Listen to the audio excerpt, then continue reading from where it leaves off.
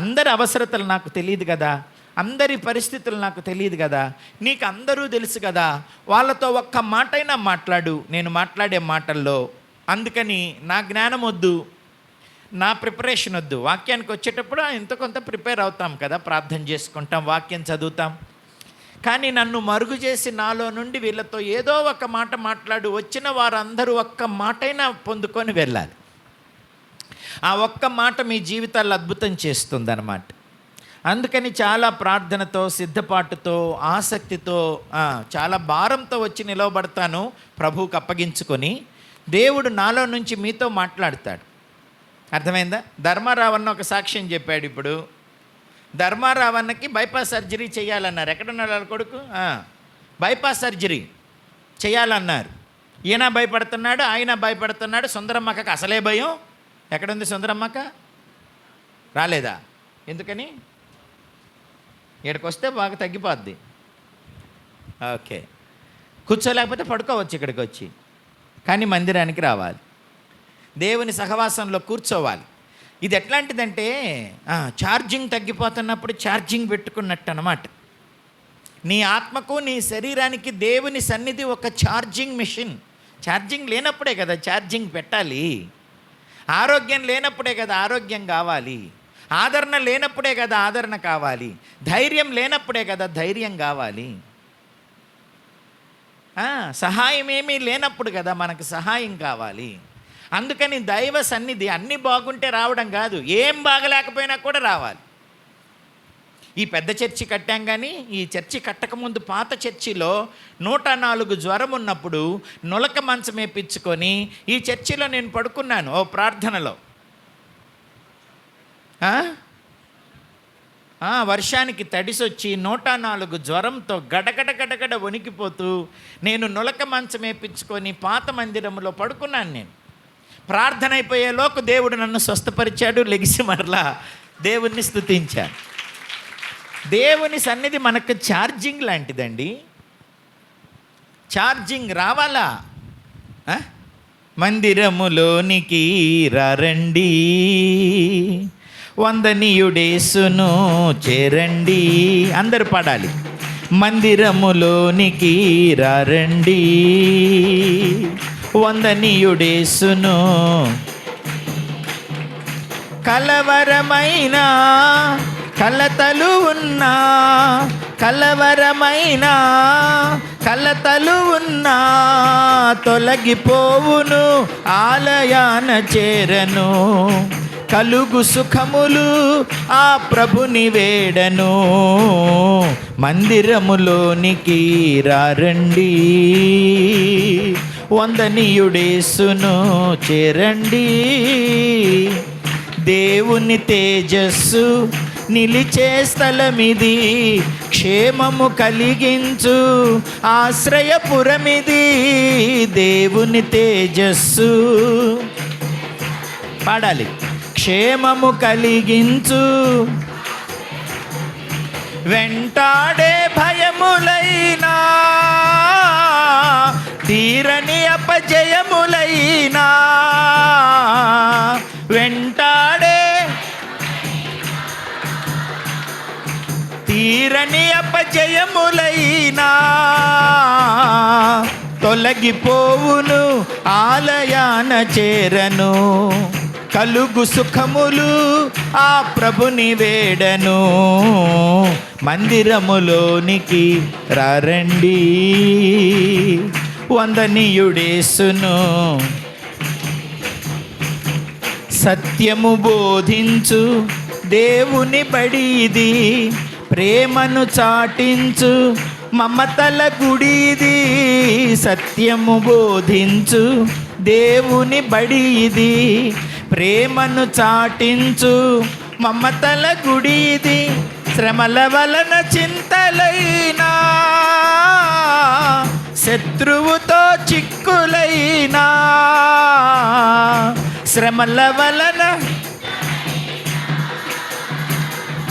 శత్రువుతో చిక్కులైనా తొలగిపోవును, ఆలయాన చేరను. కలుగు సుఖములు ఆ ప్రభుని వేడను, మందిరములోనికి వందనీయుడేసును. శాంతి ప్రసాదించు దీవెన గృహమిది, స్వస్థత కలిగించు అమృత జలనిధి. శాంతి ప్రసాదించు, స్వస్థత కలిగించు అమృత జలనిధి. కుదుట పడని రోగమైనా, ఎదను తొలుచు వేదనైనా, కుదుట పడని ఎదను తొలుచు వేదనైనా తొలగిపోవును, ఆలయాన చేరను. కలుగు సుఖములు ఆ ప్రభుని వేడను, మందిరములోనికి రండి, వందనీయుడేసును చేరండి. మందిరములోనికి పాడాలి. కలవరమైన కలతలు ఉన్నా,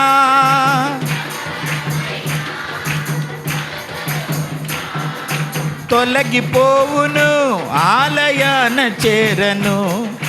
కలుగు సుఖములు ఆ ప్రభుని వేడను, మందిరములోనికి రండి, వందనీయుడేసును.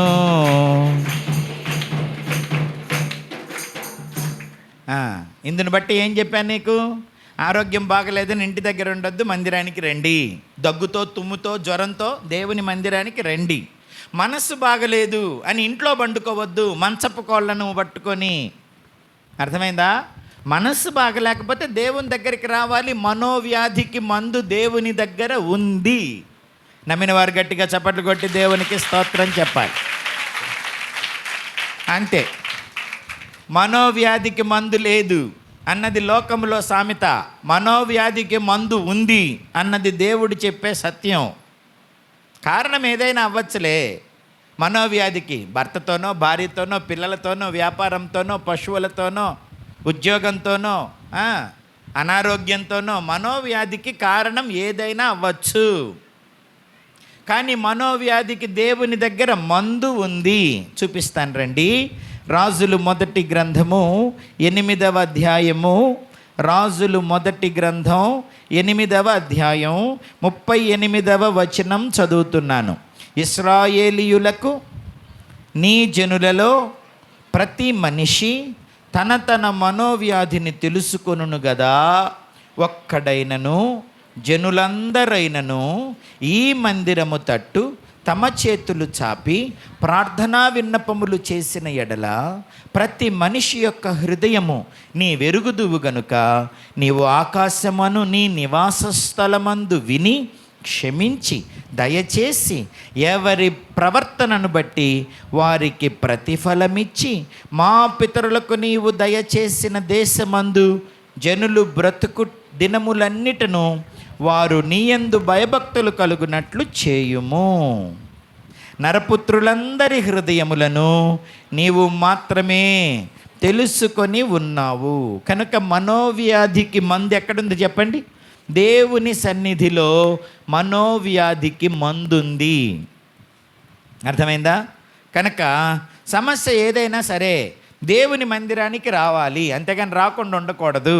భయంగా ఉందా? దేవుని దగ్గరికి రా. భయాన్ని దేవుడు పారద్రోలి మనల్ని నిర్భయులుగా చేస్తాడు. లూకా సువార్త 1వ అధ్యాయం చూడాలి.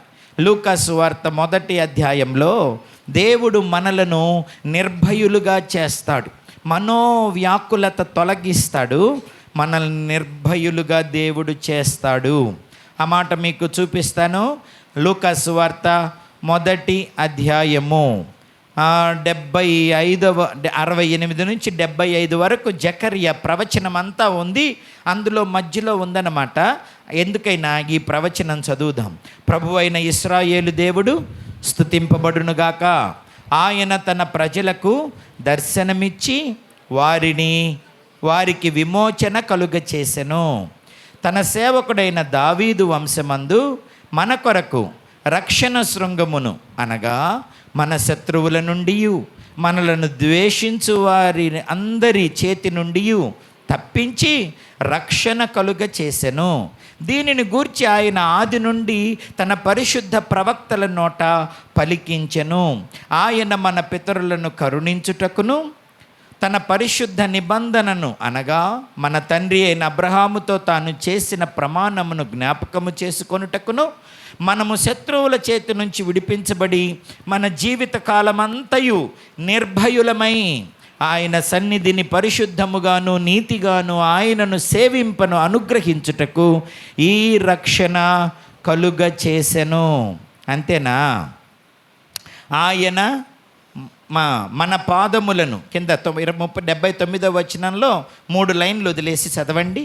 మన పాదములను సమాధాన మార్గములోనికి నడిపించున్నట్లు చీకటిలోను మరణశ్ఛాయలోను కూర్చుండు వారికి వెలుగిచ్చుటకై ఆ మహావాత్సల్యమును బట్టి పైనుండి ఆయన మనకు అరుణోదయ దర్శనమును అనుగ్రహించెను. అర్థమవుతుందా? దేవుడు ఏం చేస్తాడట? తన ప్రజలమైన మనలను దర్శిస్తాడు. దేవుని మందిరానికి వచ్చినప్పుడు మనము దేవుని దర్శనం చేసుకుంటాం. కొన్నిసార్లు దేవుడే మనమున్న స్థలానికి వచ్చి మనల్ని దర్శిస్తాడు. ఇందాక సాయి దేవి సాక్ష్యం చెప్పింది కదా, పిల్లలు లేరు, వాళ్ళ అత్తగారి ఊరు మాచర్ల దగ్గర ఏదో ఊరు, ఏం పేరమ్మా? రత్నవారిపాలెమా? లచ్చవానిపాలెం, సరే ఏదొకటి, సరే ఏదొకటి లేరు, నాకు అర్థం కావట్లేదు. కానీ వాళ్ళ ఊరిలో బిడ్డలు లేక బాధపడుతుందట. వాళ్ళ అక్కకి ఆల్రెడీ 2 పిల్లలు, ఆడపిల్లలే. ఈమెను వాళ్ళ అక్క చనిపోయిన తర్వాత వాళ్ళ ఆయన ఈమెను పెళ్లి చేసుకున్నాడు. వాళ్ళిద్దరిని ఏమైతే చూసిద్దని, చిన్నమ్మ కదా, చేసుకుంటే ఈమెకు కూడా ఆడపిల్లే పుట్టింది. ఆ పిల్లే ప్రవళిక, ఇప్పుడు తలనొప్పి పిల్ల. ఆ పరిస్థితుల్లో అటు అత్తింటి వారు, ఇటు భర్త, తనకు తానకు వేదన. 3 ఆడపిల్లలే, ఒక్క మగపిల్లాడు అన్నా లేడే. ఒక్క మగపిల్లాడైనా పుడితే బాగుండు కదా అని మనోవేదనతో పడుకొని ఉందట. దేవుడు అక్కడ దర్శించినాడు. దర్శించి ఏం చెప్పాడు తెలుసా? నీవు కాసర్బాద్ వెళ్ళు మీ అమ్మ వాళ్ళ ఊరికి, అక్కడ సిర్లన్నోళ్ళ సంఘానికి వెళ్ళు, అక్కడ నేను నీకు మగబిడ్డని ఇస్తానని చెప్పాడట. తను ఇక్కడికి వచ్చిన తర్వాత దేవుడు తనను దర్శించి ఆ వచ్చిన మొదటి సంవత్సరంలోనే, సంవత్సరం తిరగకుండా సందీప్నిచ్చాడు. లేరా, నిలబడరా సందీప్, ఇదిగో ఈ అందగాడే, ఈడు వారసుడు, దేవుని వరం వీడు.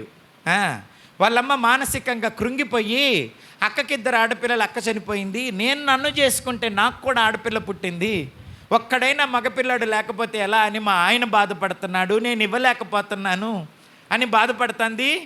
మరి మన వాళ్ళ మామగారు కోటయ్య గారు కూడా అక్కడ ఉన్నారు. ఆయన కూడా బాధపడి ఉంటారు, నా కొడుకు అందరు ఆడపిల్లలేనా అని కళ్ళనీళ్ళు తుడుచుకుంటున్నాడు. ఇప్పుడు కన్నీళ్ళు తుడుచుకుంటున్నాడు. ఆ రోజు ఆ వేదన ఎలా గుండుంటుందో. అక్కడెక్కడో మాచర్లు ఉన్నాడు, ఇక్కడికి వచ్చి పిల్లని చేసుకుంటే ఆమె మధ్యలో చచ్చిపోతే 2 ఆడపిల్లలతోటి, మరలా ఆ పిల్లలిద్దరు దిక్కులేని వాళ్ళు అయిపోతారేమోనని వాళ్ళ చిన్నమ్మని చేసుకుంటే ఆమెకు కూడా ఆడపిల్ల పుడితే, ఒక్కడన్నా లేడా, ఒక్క నలుసన్న పుట్టకూడదా అని కోరుకుంటా తాను ఆత్మహత్య చేసుకోవటానికి విసిగిపోయిన పరిస్థితుల్లో ఇక చచ్చిపోదాం అనుకుంటున్నప్పుడు దేవుడు ఆమెను దర్శించాడు. దర్శించి వాగ్దానం ఇచ్చి, వెళ్ళు నేను మగబిడ్డని ఇస్తాను అని అంటే ఈడు సందీప్ పుట్టాడు.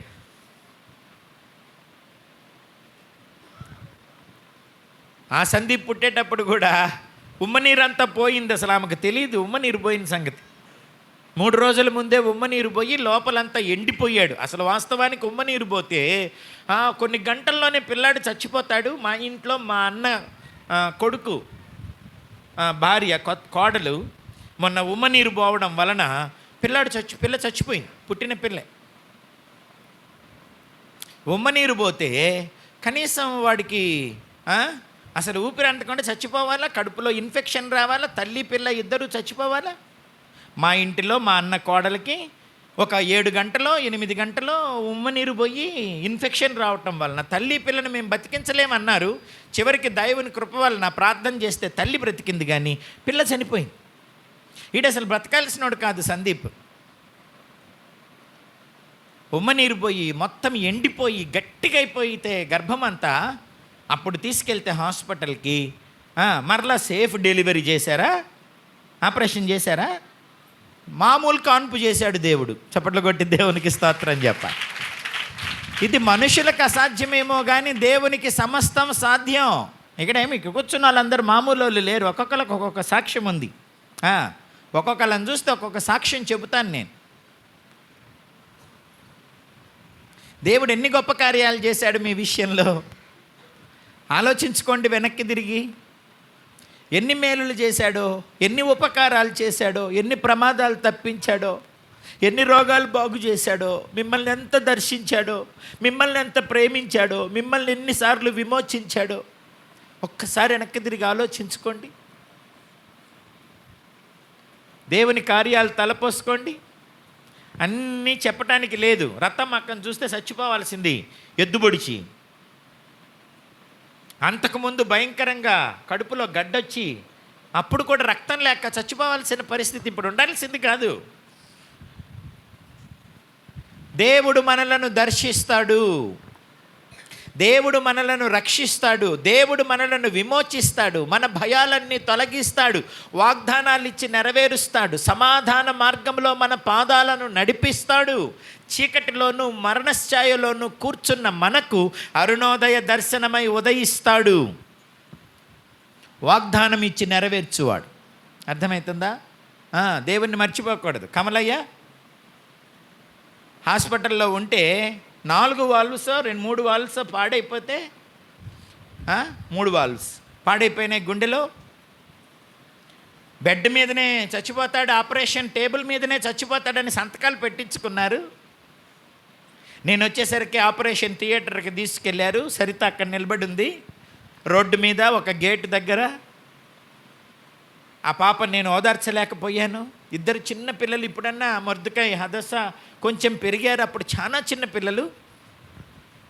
ఒక పక్క కరోనా ఫస్ట్ వేవ్ అనుకుంటాను, సెకండ్ వేవ్ కరోనాలో చాలా భయంకరంగా ఉన్నాయి. హాస్పిటల్ అసలు చేర్చుకోవట్లేదు, హాస్పిటల్లన్నీ నిండిపోయినాయి. అట్లాంటి పరిస్థితుల్లో బెడ్ మీదనే ఆపరేషన్ థియేటర్లో ఉండగానే చచ్చిపోతాడు అని చెప్పలేమన్నారు. ఆపరేషన్ ఎట్టోకట్ట చాలాసేపు జరిగింది. తీరా తీసుకొచ్చి ఐసీయూలో పడుకోబెట్టిన తర్వాత కూడా బ్రతుకుతాడన్న నమ్మకం లేదు. వాళ్ళు ఎప్పటికప్పుడు ఏం చెప్పలేము అంటున్నారు.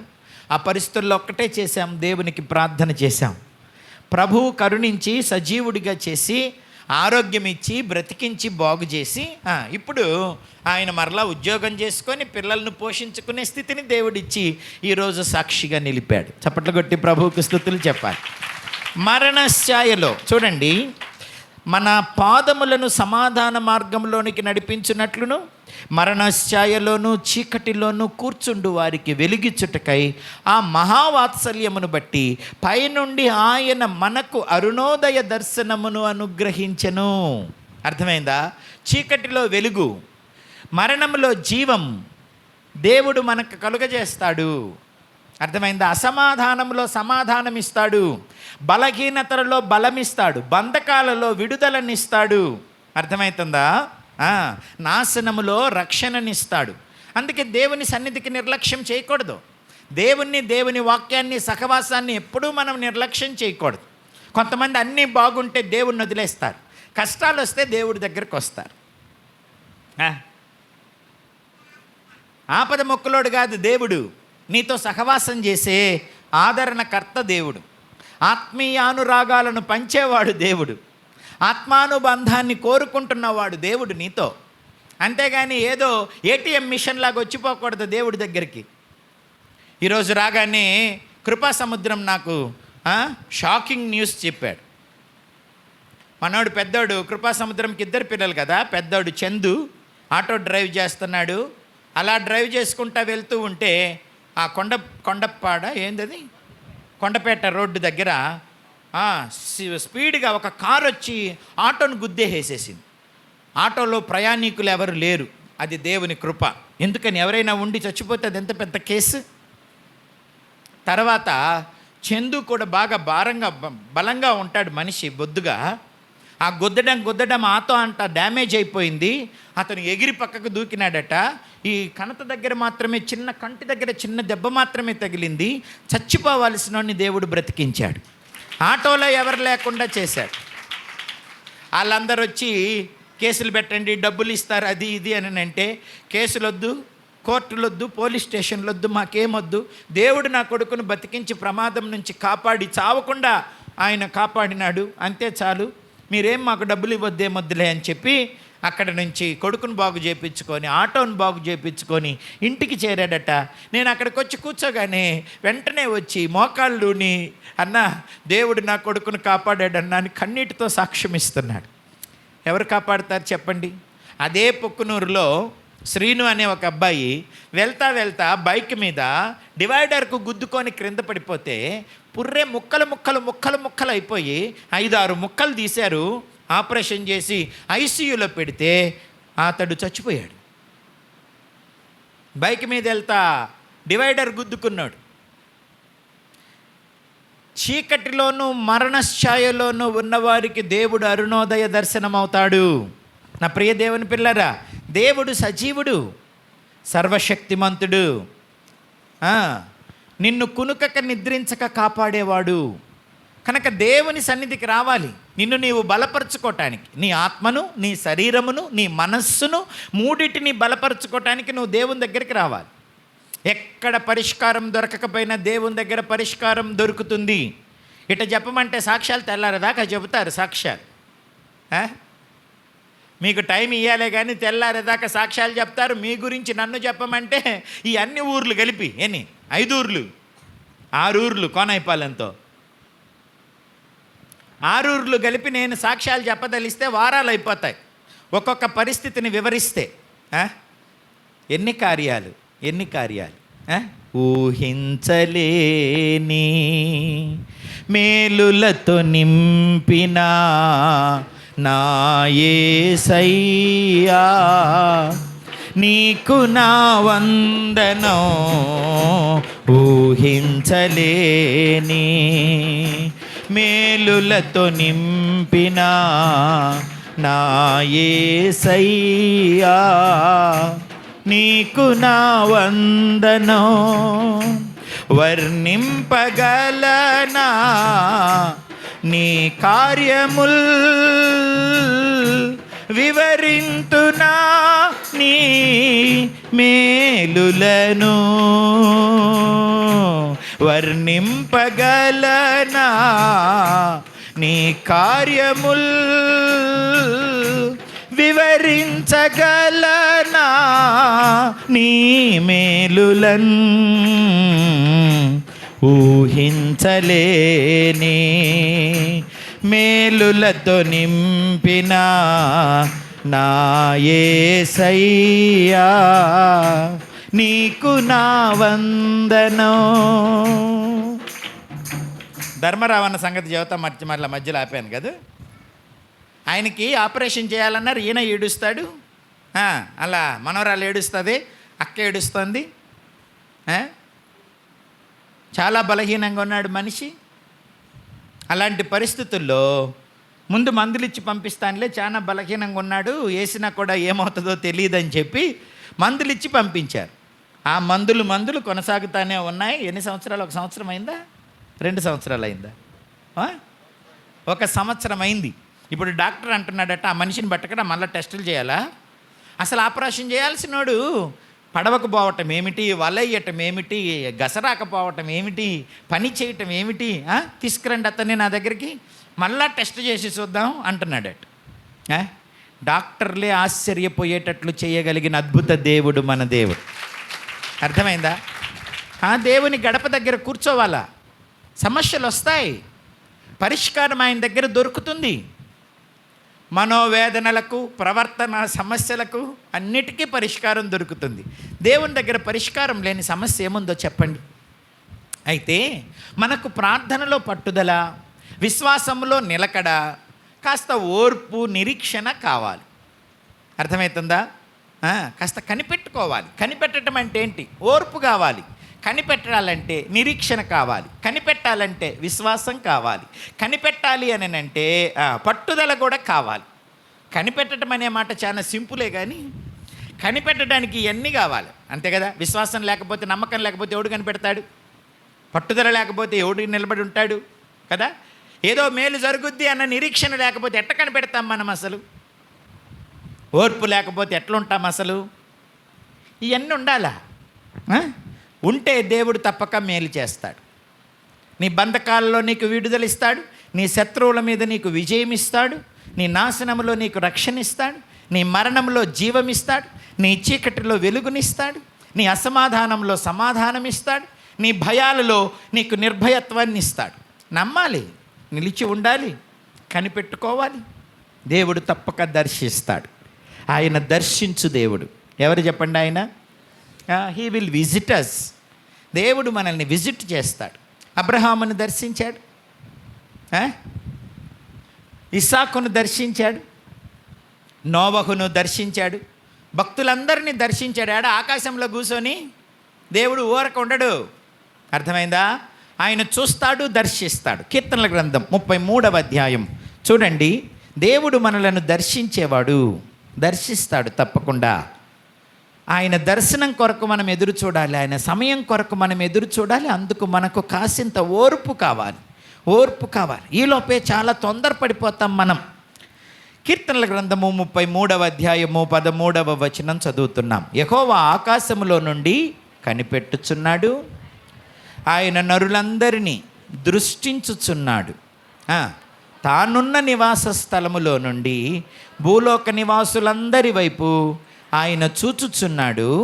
ఆయన వారందరి హృదయములను ఏకరీతిగా నిర్మించినవాడు, వారి క్రియలన్నీ విచారించువాడు, వారిని చెప్పండి ఈ మాట గట్టిగా, వారిని దర్శించువాడు. దేవుడు దర్శిస్తాడు మనల్ని. అర్థమవుతుందా? దేవుడు మన మనస్సును దర్శిస్తాడు, మన పరిస్థితులను దర్శిస్తాడు, మన గృహాన్ని దర్శిస్తాడు, మన పొలాలను, మన పశువులను దేవుడు దర్శిస్తాడు.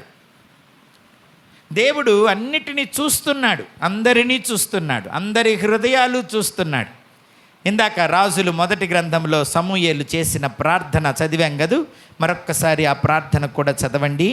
మనోవ్యాకులము కలిగి ఉంటే వారిని నువ్వు దృష్టించు అని, అది తెలుసుకొని వారికి సహాయం చేయమన్న ప్రార్థన చూడండి. ప్రియ దేవుని పిల్లరా, 1 రాజుల గ్రంథం 8వ అధ్యాయం 38వ వచనం. ఇశ్రాయేలీయులకు నీ జనులలో ప్రతి మనిషి తన తన మనోవ్యాధిని తెలుసుకొనును గదా. ఒక్కడైనను జనులందరైనను నీ మందిరము తట్టి తమ చేతులు చాపి ప్రార్థన విన్నపములు చేసిన ఎడలా ప్రతి మనిషి యొక్క హృదయము నీ వెరుగుదువు గనుక నీవు ఆకాశమను నీ నివాస స్థలమందు విని క్షమించి దయచేసి ఎవరి ప్రవర్తనను బట్టి వారికి ప్రతిఫలమివ్వు అంటున్నాడు. ఇంకా కొనసాగింపు ఉందిలేండి. దేవుడు బ్రతికిస్తాడండి, దేవుడు విడిపిస్తాడు, దేవుడు నడిపిస్తాడు. అర్థమవుతుందా? దేవుడు దర్శిస్తాడు కనుక దేవుని దర్శనం కొరకు మనం ఎదురు చూడాలి. అందుకే సామెతల గ్రంథం 8వ అధ్యాయంలో మీకు చూపిన మాట ప్రారంభంలో మరొక్కసారి చూడండి. కావున నా పిల్లలరా నా మాట ఆలకించుడి. 22వ వచనం, సామెతల గ్రంథం 8వ అధ్యాయం 22వ వచనం. కావున నా పిల్లలరా నా మాట ఆలకించుడి, నా మార్గములను అనుసరించువారు ధన్యులు. ఉపదేశమును నిరాకరింపక దానిని అవలంబించి జ్ఞానులై ఉండుడి. అనుదినము నా గడప యొద్ద కనిపెట్టుకొని నా ద్వారబంధముల యొద్ద కాచుకొని నా ఉపదేశము వినువారు ధన్యులు. నన్ను కనుగొనువాడు జీవమును కనుగొనును, యెహోవా కటాక్షము వానికి కలుగును. నన్ను కనుగొననివాడు తనకే హాని చేసుకొనును. నా యందు అసహ్యపడు వారందరూ మరణమును స్నేహించుదురు. దేవునికి దూరమైతే అంటే జీవానికి దూరమైతే మరణమే కదా, వెలుగుకు దూరమైతే చీకటే కదా, ఆరోగ్యకరమైన రెక్కలకు దూరమైతే కలిగేది అనారోగ్యమే కదా, బలమైన దేవునికి దూరమైతే కలిగేది బలహీనతే కదా. ఎవరంటారు వాటన్నిటికీ కారణం దేవుడా మనమా? మనమే. దేవునికి దూరమైపోవడం వలన, దేవుని సన్నిధిని నిర్లక్ష్యం చేయటం వలన, దేవుని మాట విని దానిని అవలంబించకపోవటం వలన మనం చాలాసార్లు నష్టపోతుంటాం. కాబట్టి మనము దేవుణ్ణి సంపూర్ణంగా పరిపూర్ణంగా వెంబడించాలి. చూడండి, తన వలన ఏం కలుగుతాయో అదే సామెతల గ్రంథం 8వ అధ్యాయంలో చెబుతూ ప్రభు అన్నాడు 14వ వచనంలో, ఆలోచన చెప్పుటయు లెస్సైన జ్ఞానమిచ్చుటయు నా వశము, జ్ఞానాధారం నేనే, పరాక్రమము నాదే, నా వలన రాజులు ఏలుదురు, అధికారులు న్యాయమును బట్టి పాలన చేయుదురు, నా వలన అధిపతులను లోకములోని ఘనులైన న్యాయాధిపతులందరూ ప్రభుత్వము చేయుదురు, నన్ను ప్రేమించు వారిని నేను ప్రేమించుచున్నాను, నన్ను జాగ్రత్తగా వెదకువారు నన్ను కనుగొందురు, ఐశ్వర్య ఘనతలును స్థిరమైన కలిమియు నీతియు నా యొద్ద ఉన్నవి, మేలిమి బంగారు కంటెను అపరంజి కంటెను నా వలన కలుగు ఫలము మంచిది, ప్రశస్తమైన వెండి కంటే నా వలన కలుగు వచ్చుబడి దొడ్డది. అర్థమైందా? నీతి మార్గముల యందును న్యాయ మార్గముల యందును నేను నడుచుచున్నాను, నన్ను ప్రేమించు వారిని ఆస్తికర్తలుగా చేయుదును, వారి నిధులను నింపుదును. అర్థమైందా? 14 నుంచి 21 వరకు చదివాను. మీరు ఇంటికి వెళ్ళిన తర్వాత కూడా వాటిని మీరు చదువుకోవాలి. దేవుని దగ్గర నాశనకరమైనవేవి లేవు, దేవుని దగ్గర బంధకాలు లేవు, దేవుని దగ్గర అనారోగ్యం లేదు. లోకంలో ఉన్నది దుష్ట స్నేహాలలో, దురలవాట్లలో, అవిశ్వాసంలో, అసత్యంలో అవన్నీ ఉన్నాయి. కానీ దేవుని దగ్గర అవన్నీ లేవు. దేవుని దగ్గరికి వస్తే వాటన్నిటి నుంచి విడుదల దేవుడు మనకు అనుగ్రహిస్తాడు. కాబట్టి ఏ సమస్య అయినా ఏం చేయండి, దేవుని దగ్గరికి రండి, దేవుని గడప దగ్గర కూర్చోండి. కరుణమ్మ చచ్చిపోతూ నువ్వు చచ్చిపోతావని తెలిసినా నువ్వు మాత్రం దేవుని మందిరానికి వెళ్ళు అని చెప్పింది చచ్చిపోయే ముందు. నువ్వు ఇంకా సేపట్లో ఈరోజు చచ్చిపోతావని తెలిసినా నువ్వు మందిరానికి వెళ్ళు, నువ్వు వాక్యం చెప్పు. చచ్చిపోతే అక్కడ చచ్చిపో, కానీ మందిరానికి వెళ్ళకుండా ఉండబాక, జనాలకు వాక్యం చెప్పకుండా ఉండబాక. కారణం, నీ నాలుక మీద దేవుడు తన జీవవాక్యాన్ని రాశాడు. ఆ వాక్యం విన్న వారందరూ బ్రతుకున్నట్లు దేవుడు నిన్ను ఏర్పాటు చేసుకున్నాడు అన్నాడు. నీ నాలుక మీద దేవుడు జీవవాక్యం రాశాడు. అది విన్న వాళ్ళందరూ బ్రతికేటట్లు దేవుడు నిన్ను ఏర్పాటు చేసుకున్నాడు. వెళ్ళు, ప్రకటించు, బ్రతికించు, ప్రజలను బ్రతికించు. మన పరిచర్యకు దేవుడిచ్చిన వాగ్దానం చూడండి, ఈ నది ఎక్కడికి పారునో అక్కడ సమస్తమును బ్రతుకును. దేవుడు బ్రతికిస్తాడు, నేను కాదు. నన్ను ఏర్పాటు చేసుకున్న దేవుడు, నన్ను రక్షించిన దేవుడు, నన్ను బాగు చేసిన దేవుడు, ఈ పరిచర్యను అప్పగించిన దేవుడు, మిమ్మల్ని అందరినీ ఇచ్చిన దేవుడు, ఈ సత్యవాక్యాన్ని ఇచ్చిన దేవుడు, బ్రతికించేవాడు, బాగు చేసేవాడు, బలపరిచేవాడు, నిలబెట్టేవాడు, వాగ్దానాలు ఇచ్చి నెరవేర్చేవాడు. నా ప్రియ దేవుని పిల్లలు, ఆ దేవుని దగ్గర మీరు కూర్చోవాలి. దేవుని సన్నిధిని నిర్లక్ష్యం చేయకూడదు.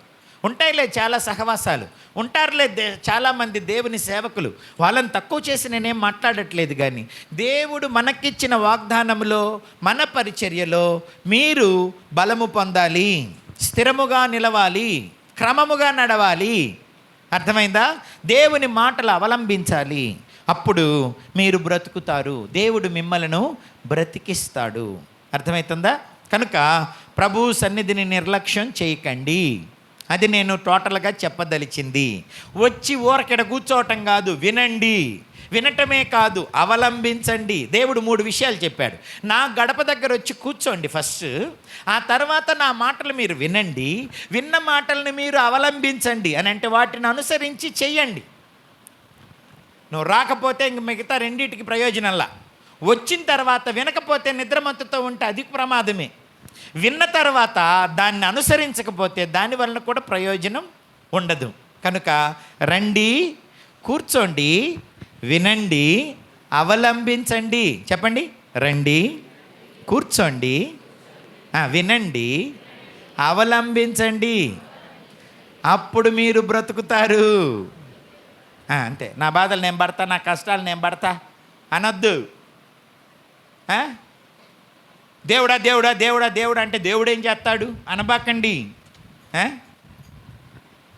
గాలిలో ఉన్న దీపాలను కూడా దేవుడు వెలిగిస్తాడు. చప్పట్లు కొట్టి దేవునికి స్తోత్రం చెప్పాలి. గాలిలో దీపం పెట్టి దేవుడా దేవుడా అంటే ఎట్టా అంటారు కొంతమంది కాదు. గాలిలో దీపాలే ఇప్పుడు నేను చెప్పిన చాలా మంది జీవితాలు. గాలిలో దీపాలే. దేవుడే వచ్చి చేతులు అడ్డం పెట్టాడు. చప్పట్లు కొట్టి దేవునికి స్తోత్రం చెప్పాలి. ధర్మారావన్న గాలిలో దీపమే. కమలయ్య గాలిలో దీపమే. ఏం కమలయ్య? గాలిలో దీపమే. దేవుడు చేయి పెట్టి బతికిచ్చాడు. రత్తమ్మక్క అదిగో నా గురించి చెప్పవేందని చేతెత్తుతుంది. నేను కూడా గాలిలో దీపాన్ని అని. ఎంతమంది ఇక్కడ గాలిలో దీపాలు ఉన్నారో ఒకప్పుడు చేతులు ఎత్తండి. నేను కూడా ఒకప్పుడు గాలిలో దీపాన్నేలే. గాలిలో దీపం అంటే మరణ పంచుదాకా వెళ్ళడం. జాన్వేసిని పెళ్లి చేసుకొని పెళ్లి కొడుకు ఇప్పుడు కూర్చున్నాడు, కానీ వాడికి పాము గరిసి నందిగామ హాస్పిటల్లో ఉంటే నాకు టెన్షన్ పట్టుకుంది. ఒక్క కొడుకు పాము గరిసి హాస్పిటల్లో ఉన్నాడు.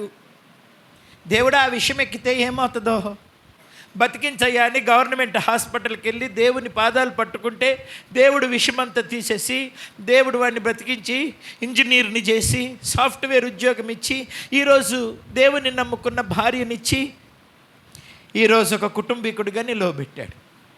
ఒకప్పుడు నందిగామ హాస్పిటల్లో గాలిలో దీపం జాన్ వెస్లీ. అర్థమవుతుందా?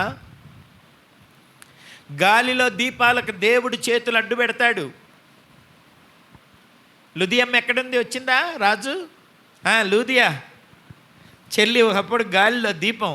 అన్నీ చూసి అన్నీ చేసి వైద్యాలన్నీ చేపించి రాజు అన్న ప్రార్థన చేయి, బతికితే ఇంటికి తీసుకుపోతా, లేకపోతే పాతి పెట్టేద్దాం అని తీసుకొచ్చి పొక్కనూరు మందిరంలో పడుకోబెడితే చేప పొలుసు ఊడిపోయినట్టు ఒంటి మీద పొలుసులు ఊడిపోతుంటే నల్ల కప్పేసి ఒళ్ళంతా పగిలిపోయి దేవుడు బ్రతికించి కూతురికి పెళ్లి చేసి కొడుకుని డిగ్రీ చదివిస్తున్నారు. చప్పట్లు కొట్టి దేవునికి స్తోత్రం చెప్పాలి. గాల్లో దీపాలం కదా మనమందరం.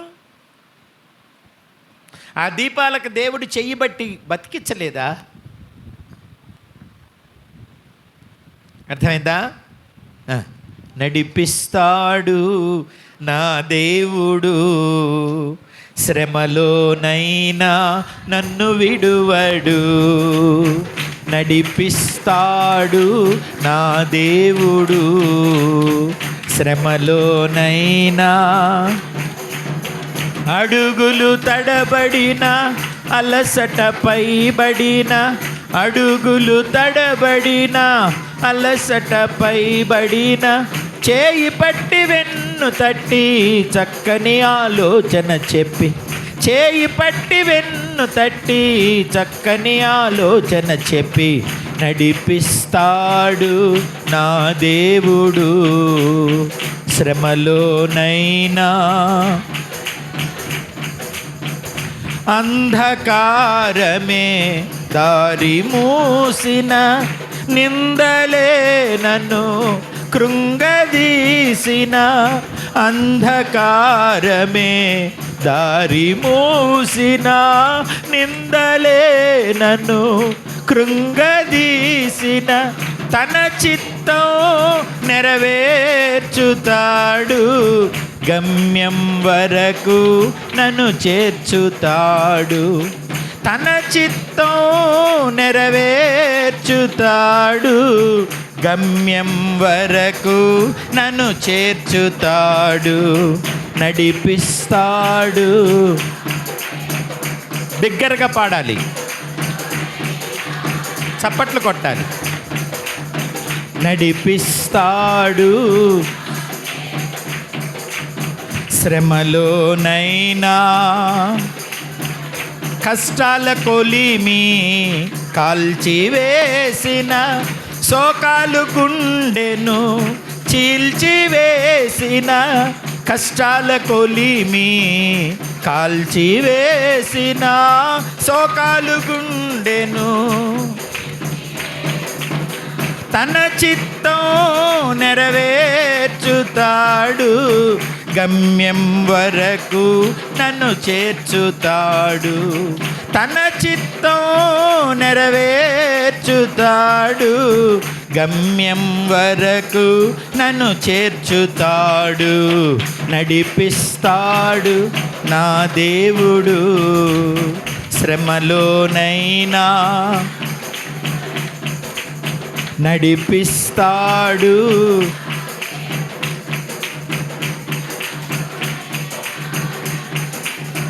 అడుగులు తడబడినా, పాడాలి, అడుగులు తడబడినా చేయి పట్టి వెన్ను తట్టి చక్కని ఆలోచన చెప్పి, చేయి పట్టి వెన్ను తట్టి చక్కని ఆలోచన చెప్పి నడిపిస్తాడు నా దేవుడు. శ్రమలోనైనా నాకున్న కలిమి కరిగిపోయిన, నా యొక్క బలిమి తరిగిపోయిన, నాకున్న కలిమి కరిగిపోయిన, నా యొక్క బలిమి తన చిత్తం నెరవేర్చుతాడు, గమ్యం వరకు నన్ను చేర్చుతాడు. తన చిత్తం నెరవేర్చుతాడు, గమ్యం వరకు నన్ను చేర్చుతాడు. నడిపిస్తాడు నా దేవుడు, శ్రమలోనైనా నన్ను విడువడు. నడిపిస్తాడు నా దేవుడు, శ్రమలోనైనా. అడుగులు తడబడినా, అడుగులు తడబడినా చేయి పట్టి వెన్ను తట్టి చక్కని ఆలోచన చెప్పి, చేయి పట్టి వెన్ను తట్టి చక్కని ఆలోచన చెప్పి నడిపిస్తాడు. శ్రమలోనైనా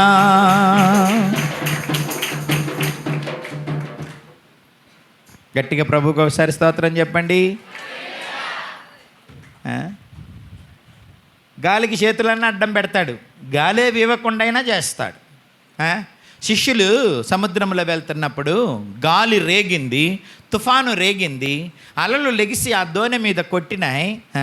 వారు నశించిపోతున్నారు. దేవుడు చేంజ్ చేశాడట, గాలిని తుఫానును గద్దించాడు, సముద్రాన్ని అలలను దేవుడు గద్దించాడు, నిమ్మలపరిచాడు. ఊరుకుండా అన్నాడు. ఏదో మనిషితో మాట్లాడినట్టు, వాళ్ళ ఇంట్లో కుక్కతో మాట్లాడినట్టు.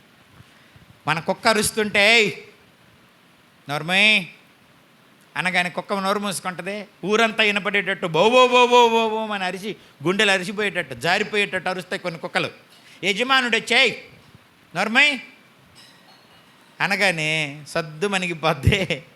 అట్లాగా గాలి సముద్రము సద్దు మణిగిపోయింది. జాలరులనే భయపెట్టింది. వాళ్ళ తాత ముత్తాతలు ఆ సముద్రంలో చేపలు బట్టి జీవించిన వారు, వాళ్ళకు కూడా భయము పుట్టే, వాళ్ళు కూడా నశించిపోతున్నాము అని కేకలు వేసే భయంకరమైన తుఫానులో ప్రభు ఏం చేశాడు? గాలిని తుఫానును గద్దించగా అవి నిమ్మలమైపోయినాయి.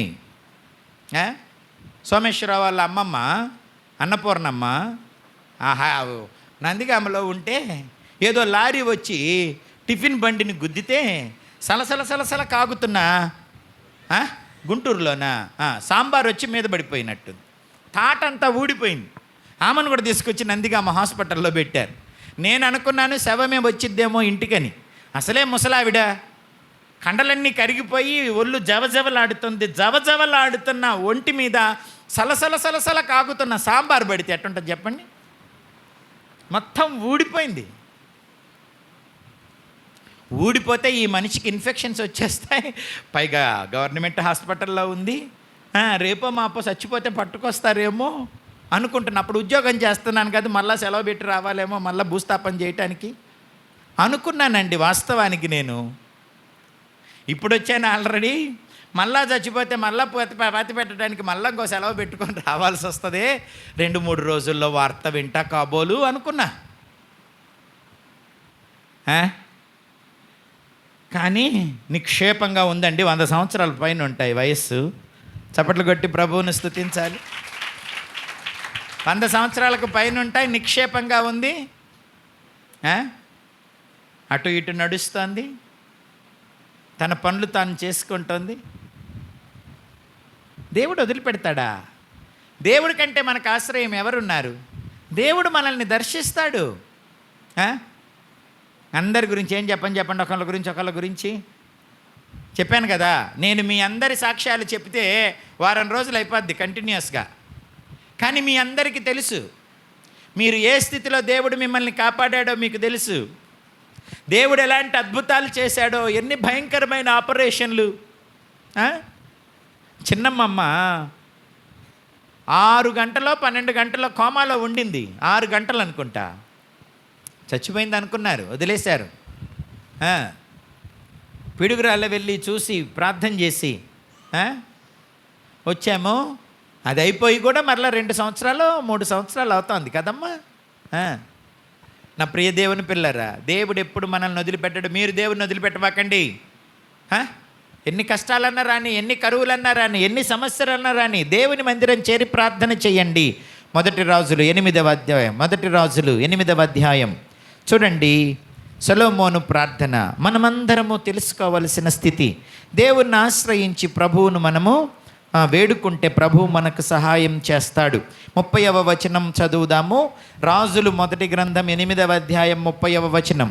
మరియు నీ దాసుడనైన నేనును నీ జనులైన ఇశ్రాయేలీయులను ఈ స్థలము తట్టు తిరిగి ప్రార్థన చేయునప్పుడెల్లా నీ నివాస స్థలమైన ఆకాశమందు విని మా విన్నపము అంగీకరించుము. దేవుని నివాస స్థలం ఏమిటి చెప్పండి? దేవుని నివాస స్థలం ఆకాశం. ఆకాశమందు ఆసీనుడై ఉన్నాడు మన దేవుడు. అక్కడ నుండి ఏం చేస్తున్నాడు? కీర్తనల గ్రంథం 33వ అధ్యాయం 13వ వచనం ఇందాక చెప్పానే. అక్కడ నుంచి మనల్ని అందరినీ దృష్టిస్తున్నాడు, దృష్టించి దర్శిస్తాడు. ముందు చూస్తాడు, ఆ తర్వాత మన దగ్గరకు వస్తాడు, మనల్ని స్పర్శిస్తాడు, మనతో మాట్లాడుతాడు, మనల్ని లేవనెత్తుతాడు. అర్థమవుతుందా? మనకు సహాయం చేస్తాడు, మన కరువులో సమృద్ధినిస్తాడు. అర్థమైందా? ఆకాశమందున్న దేవుడు ఆ స్థలంలో నుండి చూడమని చెబుతున్నాడు.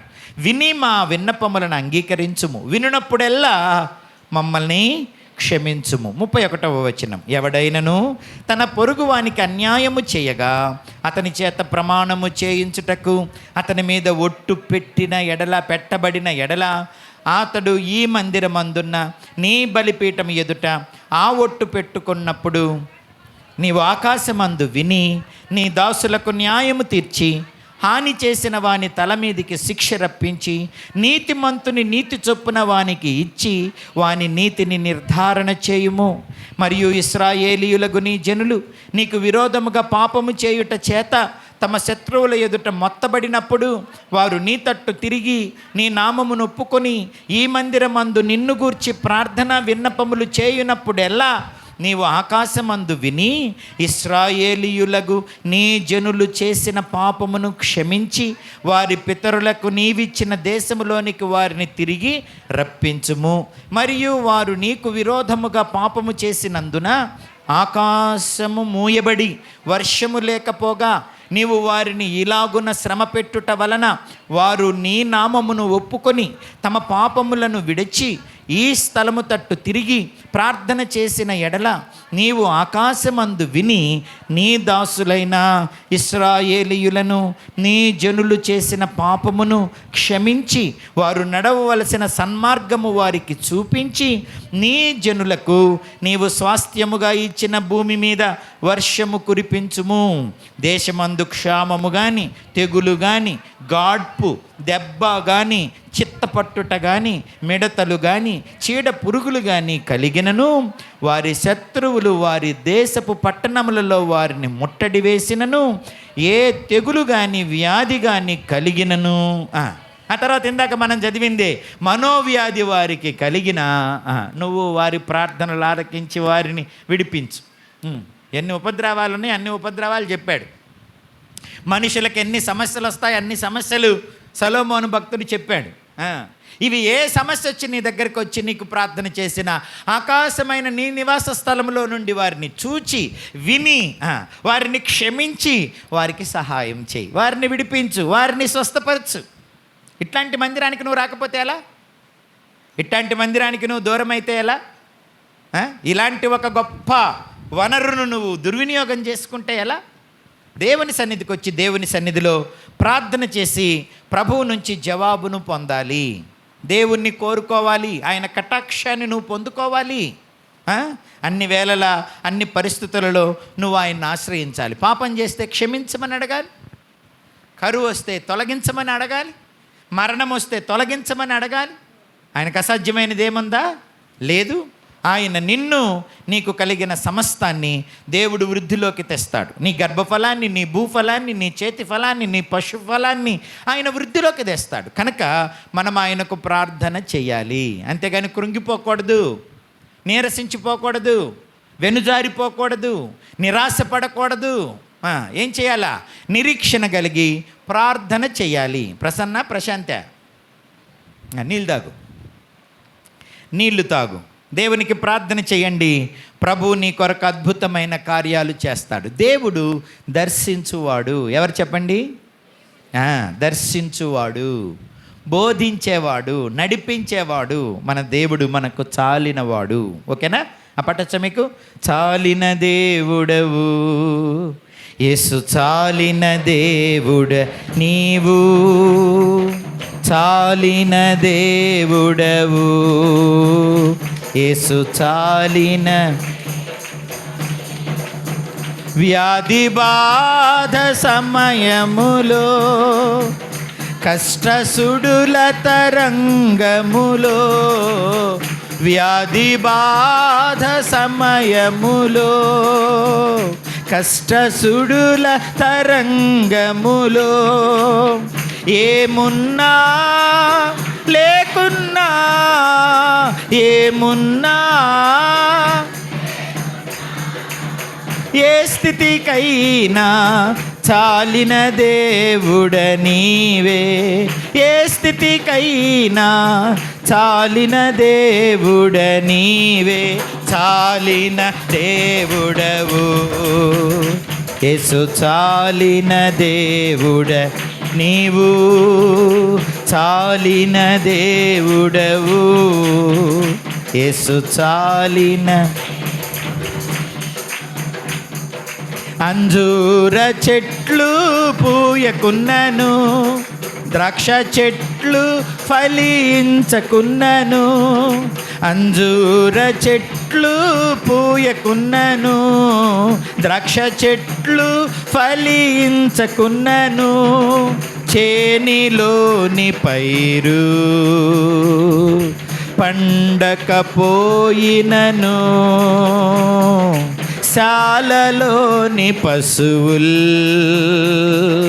లేకపోయినను, ఏమున్నా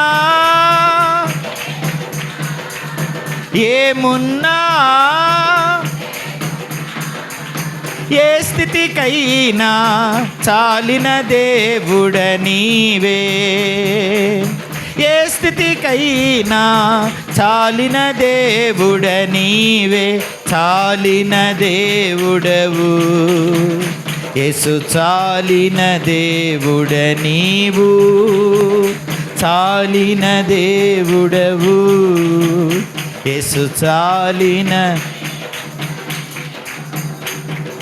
దారి చెడినప్పుడు యేసయ్యా, అందరూ విడచిన యేసయ్యా, దారి చెడినప్పుడు పడాలి, అందరూ విడచిన యేసయ్యా, శాశ్వతమైన ప్రేమతో నా కన్నీరు తుడిచితివే, నన్ను నీచుడా అని త్రోయక నీ కౌగిట దాచితివే, ఏమున్నా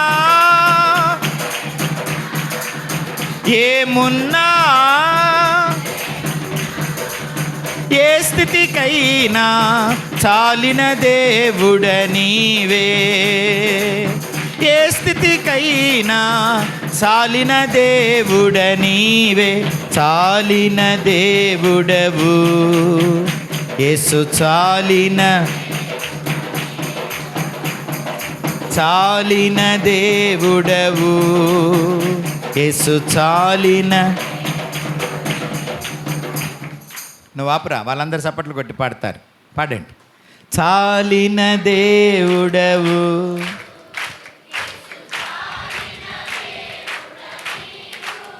మరలా చాలిన దేవుడవు యేసు, చాలిన.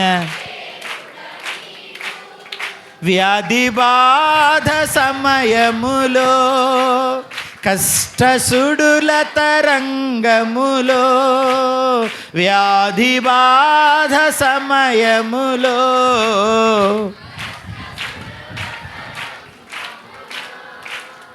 ఏమున్నా లేకున్నా, ఏమున్నా ఏ స్థితికైనా చాలిన దేవుడ నీవే. ఏ స్థితికైనా చాలిన దేవుడ నీవే, చాలిన దేవుడవు యేసు. చాలిన.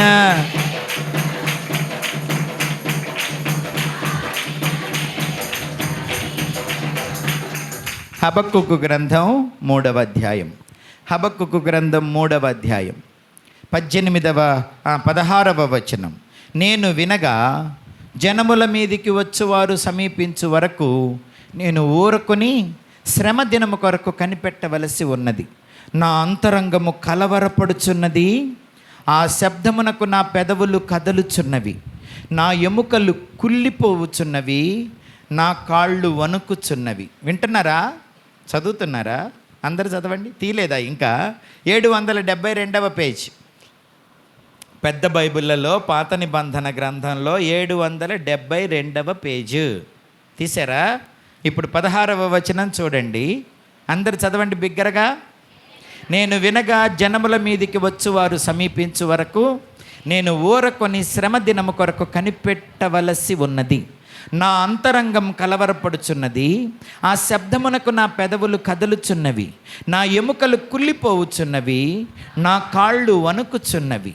అంజూరపు చెట్లు పూయకుండినను, ద్రాక్ష చెట్లు ఫలింపకపోయినను, ఒలీవ చెట్లు కాపులేక ఉండినను, చేనిలోని పైరు పంటకు రాకపోయినను, గొర్రెలు దొడ్డిలో లేకపోయినను, శాలలో పశువులు లేకపోయినను, నేను యెహోవా యందు ఆనందించెదను. నా రక్షణకర్త అయిన నా దేవుని యందు నేను సంతోషించెదను. ప్రభువగు యెహోవాయే నాకు బలము, ఆయన నా కాళ్లను లేడి కాళ్ల వలె చేయును. ఉన్నత స్థలము మీద ఆయన నన్ను నడువ చేయును. గట్టిగా దేవునికి స్తోత్రం చెప్పండి ఒకసారి. నేను చెప్పాను కదా, మన మధ్యకి మన ఏమంటారు, కోనంగి అప్పారావు గారు, సత్యావతి గారు వచ్చారు. వాళ్ళ దొడ్డిలో గొర్రెలన్నీ చనిపోతున్నాయట. దరిదాపు 15 గొర్రెల దాకా చనిపోయినాయట. వారు ప్రభువుని నమ్ముకున్నారు. వారిద్దరు బిడ్డలు తేజ, ఆ తర్వాత సీతయ్య, వారు కూడా ప్రభువుని నమ్ముకున్నారు. విగ్రహారాధన వదిలిపెట్టారు, ప్రభువు దగ్గరికి వచ్చారు, ప్రభువుని వెంబడిస్తున్నారు. ఇప్పుడు కష్టం వచ్చేసింది. శాలలో దొడ్డిలో పశువులు లేకుండా అయిపోయినాయన్నమాట. గొర్రెలు దొడ్డిలో లేని పరిస్థితి ఏర్పడింది. ఇప్పుడు 15 ఏమో చనిపోతున్నాయంటే వాటిని చూసి తట్టుకోలేక పిల్లలకే సమస్య వస్తే ఎంత బాధపడతారో అంత బాధపడ్డాడు. నిన్న నాకు ఫోన్ చేస్తే కాపరి మనసు ఎలా ఉంటుందో అప్పారావు గారి మాటలు విన్న తర్వాత నాకు అర్థమైంది. యోహాను సువార్త 10వ అధ్యాయంలో యేసు ప్రభువు గొర్రెలకు కాపరినని చెబుతూ గొర్రెల కొరకు ప్రాణం పెట్టడానికి నేను వచ్చానని చెబుతున్నప్పుడు ప్రభువుకు అంత ప్రేమ ఏంటా అన్నది నేను కొంత అర్థం చేసుకున్నాను. కానీ గొర్రెల పట్ల ఒక కాపరికి ఎంత ప్రేమ ఉంటుందో అప్పారావు గారి మాటలు విన్నాక నాకు అర్థమైంది అన్నమాట. ఆ చావు నాకు వచ్చినా బాగుండు అనుకున్నాడట. దేవుడు నన్ను చంపకూడదు, వాటిని చంపకపోతే నోరు లేనివి విలవిలలాడిపోతున్నాయి. మన రమేష్ దివ్యాలు కూడా వాళ్ళ దొడ్డిలో కూడా చచ్చిపోతూ ఉంటే చాలా కృంగిపోయి వాళ్ళిద్దరూ వాటిని లెక్క పెట్టుకుంటా, అవి కాళ్ళు విలవిల విలవిల కొట్టుకుంటుంటే వాటిని బతికించడానికి ప్రయత్నం చేస్తా. వాతావరణం మారింది, తుఫాన్లు వచ్చేసినాయి, కనుక పశువులకు జబ్బులు వచ్చేసినాయి. కనుక కొన్ని పశువులు చనిపోవటం, గొర్రెలు చనిపోవటం జరిగింది. ఇప్పుడు మిగతాయి ఉంటే అవి చచ్చిపోతాయేమోనని అప్పారావు సహోదరుడు మిగతా వాటిని కూడా అమ్మేసేసాడట. చాలామంది చెప్పారంట, మీరు దానికి పెట్టట్లేదు, దీనికి పెట్టట్లేదు, ఆ పూజలు చేయట్లేదు, ఈ పూజలు చేయట్లేదు, అందుకనే మీకు ఇట్ట జరుగుతుంది, మరలా రండి పూజలు చేయండి. అప్పుడు సత్యవతి అమ్మ అనిందంట, లేదు, ఏమైనా సరే, ఏమున్నా సరే, ఏం పోయినా సరే మనం దేవుని మందిరానికి పోవటమే. వాళ్ళ అక్క, వాళ్ళ కూతురు, అట్లా వరుసన్న వాళ్ళు, వాళ్ళందరూ కూడాను మరలా వెనక్కి రండి పూజలు చేయండి, అందుకే మీకు ఇట్ట జరుగుతుంది, అందుకే అట్ట జరుగుతుంది అని చెబుతూ ఉన్నా వారు తమ రక్షణకర్త అయిన దేవుని యందు విశ్వాసం ఉంచారు. చప్పట్లు కొట్టి దేవునికి స్తోత్రం చెప్పాలి. అంజూర చెట్లు పూయకపోయినా, శాలలో పశువులు లేకపోయినా, దొడ్డిలో గొర్రెలు లేకపోయినా, చేని పంట ఇంటికి రాకపోయినా, నా ఆరోగ్యమే క్షీణించినా, నా మనసే కలవరపడ్డా, నా కాళ్ళు వణికినా, నా ఎముకలు కుళ్ళినా, నా రక్షణకర్త అయిన దేవుని నేను విడిచిపెట్టను. వాళ్ళిద్దరు కొడుకులను కూడా తీసుకొని వచ్చారు ఇక్కడికి. గుండె నిండా బాధ, ఇంటి నిండా నష్టం, నిరీక్షణ లేని పరిస్థితి, నిరాశ. నేను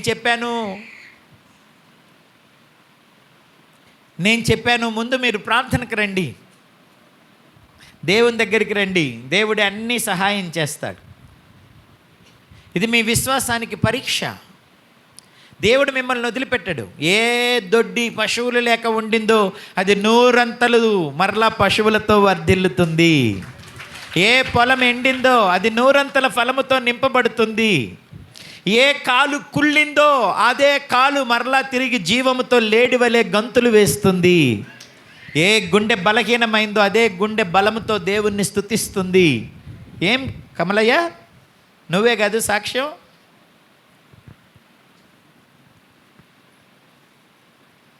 ఎముకలే కుళ్ళిపోయినాయా, కాళ్ళే బలహీనమై వణుకుతున్నాయా, పెదవులు అదిరిపోతున్నాయా, హృదయం కృంగిపోయిందా? దేవుడే ఆశ్రయం, దేవుడే శరణం. ఏమంటాడు భక్తుడు? 18వ వచనం, నేను యెహోవా యందు ఆనందించెదను, నా రక్షణకర్త అయిన దేవుని యందు నేను సంతోషించెదను.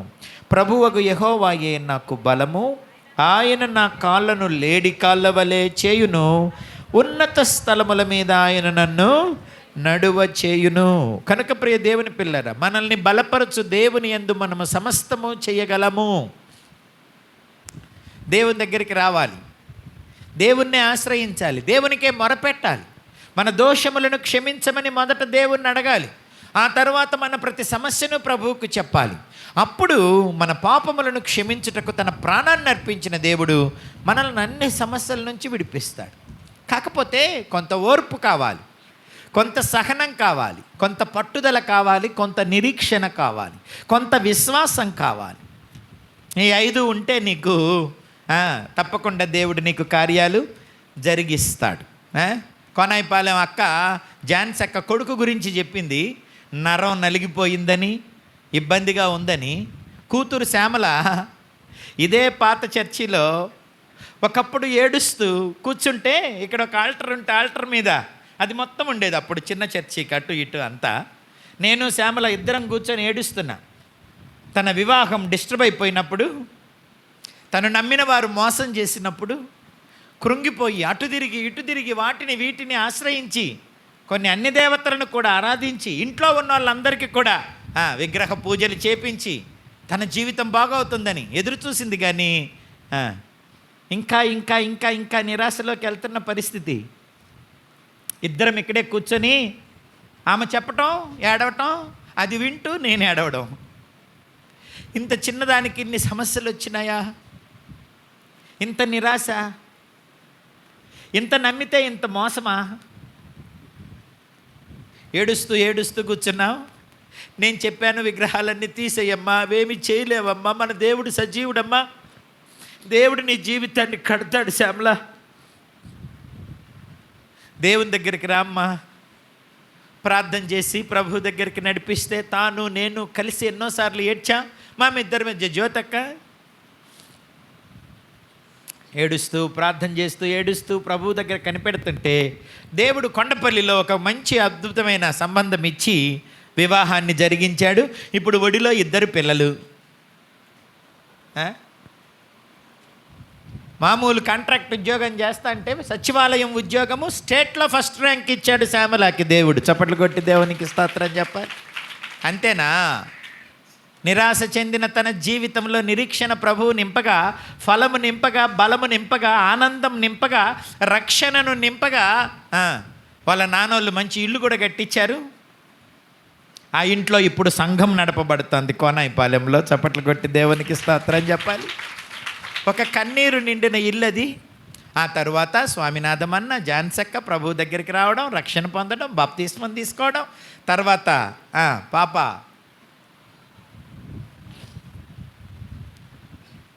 శ్వేతన సౌమ్య రక్షణ పొందడం, ఆ కుటుంబం వెలిగించబడింది. తమ్ముడు కోటికి ఉద్యోగం రావడం, ఎన్నో కార్యాలు దేవుడు చేస్తున్నాడు. ఇంకా మిగిలిన కార్యాలు కూడా ప్రభువు చేస్తాడు. దేవుడు వదిలిపెడతాడా? వదిలిపెట్టడు. దేవుడు మన చెయ్యి ఎప్పుడు వదిలిపెట్టడు. నువ్వు దేవుని చెయ్యి వదిలిపెట్టద్దు. నీ కష్టంలో, నీ కొరతలో, నీ మరణంలో, నీ భయంలో, నీ నిరాశలో నువ్వు దేవుని వదిలిపెట్టద్దు. దేవుని మందిరానికి రా, ప్రార్థన చేయి, కనిపెట్టు ప్రభు కొరకు. ఆయన గడప దగ్గర కనిపెట్టుకో, దేవుడు నీకు సహాయం చేస్తాడు. అర్థమవుతుందా? మరి ఇట్లాంటివన్నీ ఎందుకు వస్తాయి? విరిస్తేనే ఆశీర్వదించబడేది, నలిపితేనే పరిమళించబడేది. అందుకే ఒక పాట ఉంది, ప్రశ్నించే నా ప్రాణమా ప్రతి ప్రశ్నకు జవాబు యేసేసుమా. ప్రశ్నించే నా ప్రాణమా ప్రతి ప్రశ్నకు జవాబు యేసేసుమా. కలత చెందనేలా కృంగిపోవనేలా, కలత చెందనేలా కృంగిపోవనేలా, నా యేసుని అందే నిరీక్షించుమా. నా రక్షణకర్తను సన్నుతించుమా. నా యేసుని అందే నిరీక్షించుమా. నా రక్షణకర్తను సన్నుతించుమా. ప్రశ్నించే నా ప్రాణమా ప్రతి ప్రశ్నకు జవాబు యేసేసుమా. ప్రతి ప్రశ్నకు జవాబు. ఏలయి విరుగుట నలుగుట అని ప్రశ్నించుచుంటివా నా ప్రాణమా. ఏలయి నలుగుట విరుగుట అని ప్రశ్నించుచుంటివా నా ప్రాణమా. నలిపి పరిమళింపచేయుట, విరచి ఆశీర్వదించుట. నలిపి పరిమళింపచేయుట, విరచి ఆశీర్వదించుట. నా యేసునాథుని ప్రత్యేకత, నా యేసునాథుని ప్రత్యేకత. కలత చెందనేలా కృంగిపోవనేలా, కలత చెందనేలా కృంగిపోవనేలా, నా యేసుని అందే నిరీక్షించుమా. నా రక్షణకర్తను సన్నుతించుమా. నా యేసుని అందే నిరీక్షించుమా. నా రక్షణకర్తను సన్నుతించుమా. ప్రశ్నించే నా ప్రాణమా ప్రతి ప్రశ్నకు జవాబు యేసేసుమా. ఏలయి ఇరుకైన కరుకైన మార్గమని ప్రశ్నించుచుంటివా నా ప్రాణమా. ఏలయి ఇరుకైన కరుకైన మార్గమని ప్రశ్నించుచుంటివా. ఇరుకులో విశాలతను కలుగజేయుట, కరుకైన దారిని సరిచేసి నడుపుట, ఇరుకులో విశాలతను కలుగజేయుట, కరుకైన దారిని సరిచేసి నడుపుట నా యేసునాథుని ప్రత్యేకత, నా యేసునాథుని ప్రత్యేకత. కలత చెందనేలా కృంగిపోవనేలా, కలత చెందనేలా కృంగిపోవనేలా, నా యేసుని అందే నిరీక్షించుమా, నా రక్షణకర్తను సన్నుతించుమా, నా యేసుని అందే నిరీక్షించుమా, నా రక్షణకర్తను సన్నుతించుమా. ప్రశ్నించే నా ప్రాణమా, ప్రతి ప్రశ్నకు జవాబు యేసేసుమా, ప్రతి ప్రశ్నకు జవాబు. ప్రశ్నలకు జవాబు యేసే, సమస్యలకు పరిష్కారం యేసే. అర్థమైందా? కరువులో ఉన్నా, ఎందులో ఉన్నా, మానసిక వ్యధలలో ఉన్నా ప్రభువుని చేరి ప్రార్థించండి. అన్నీ ఉన్నాయా, ప్రభువుని స్తుతించండి. అంతేగాని అన్నీ ఉన్నప్పుడు దేవుణ్ణి వదిలిపెట్టడం, కష్టాలు వచ్చినప్పుడు ప్రభు దగ్గరికి పరిగెత్తుకుంటూ రావటం కాదు.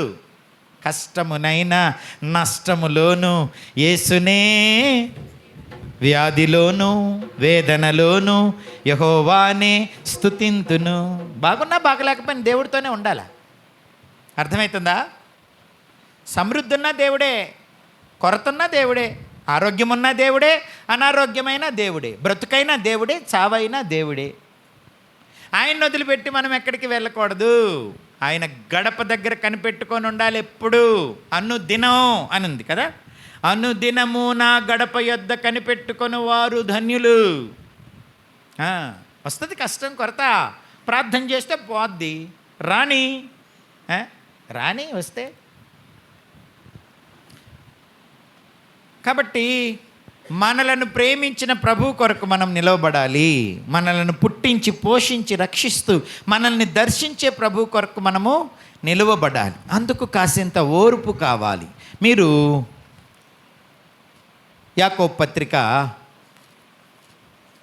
5వ అధ్యాయము, యాకోబు పత్రిక 5వ అధ్యాయము 7వ వచనం చదవండి. సహోదరులారా, ప్రభువు రాకడ వరకు ఓపిక కలిగి ఉండుడి. చూడుడి, వ్యవసాయకుడు తొలకరి వర్షమును కడవరి వర్షమును సమకూడు వరకు విలువైన భూఫలము నిమిత్తము ఓపికతో కాచుకొనుచు దాని కొరకు కనిపెట్టును గదా. ప్రభువు రాకడ సమీపించుచున్నది గనుక మీరును ఓపిక కలిగి ఉండుడి, మీ హృదయములను స్థిరపరచుకొనుడి. 11వ వచనం, 10వ వచనం. నా సహోదరులారా, ప్రభువు నామమున బోధించిన ప్రవక్తలను శ్రమానుభవమునకును ఓపికకును మాదిరిగా పెట్టుకొనుడి. సహించిన వారిని ధన్యులను కొనుచున్నాము కదా. మీరు యోబు యొక్క సహనమును గూర్చి వింటిరి. ఆయన ఎంతో జాలియు కనికరమును గలవాడని మీరు తెలుసుకొని ఉన్నారు. మీరు కూడా ఏం చేయాలా? సహనముతో ఓర్పుతో కనిపెడితే తప్పకుండా దేవుడు మనకు ఫలితాన్ని ఇస్తాడు. పరిశుద్ధులందరూ ఓర్పుతో సహనంతో కనిపెట్టుకున్నారు. మన పితరులందరూ ఓర్పుతో సహనముతో శత్రువుల మీద విజయం కొరకు, కరువులో ఫలము కొరకు, గర్భఫలము కొరకు, అన్నిటి కొరకు దేవుని దగ్గర కనిపెట్టారు. రక్షణ కొరకు కనిపెట్టారు. మనం కూడా కనిపెట్టాలి. కనిపెడితే ప్రభు మన నిరీక్షణను సిగ్గుపడనివ్వడు, మనల్ని ఓడిపోనివ్వడు. దేవుడు మనకు జయమిస్తాడు. దేవుడే చేయకపోతే ఈ లోకంలో ఎవరు ఏమీ మన కొరకు చెయ్యలేరు. ఏదైనా చేయగలిగిన వాడు దేవుడు ఒక్కడే.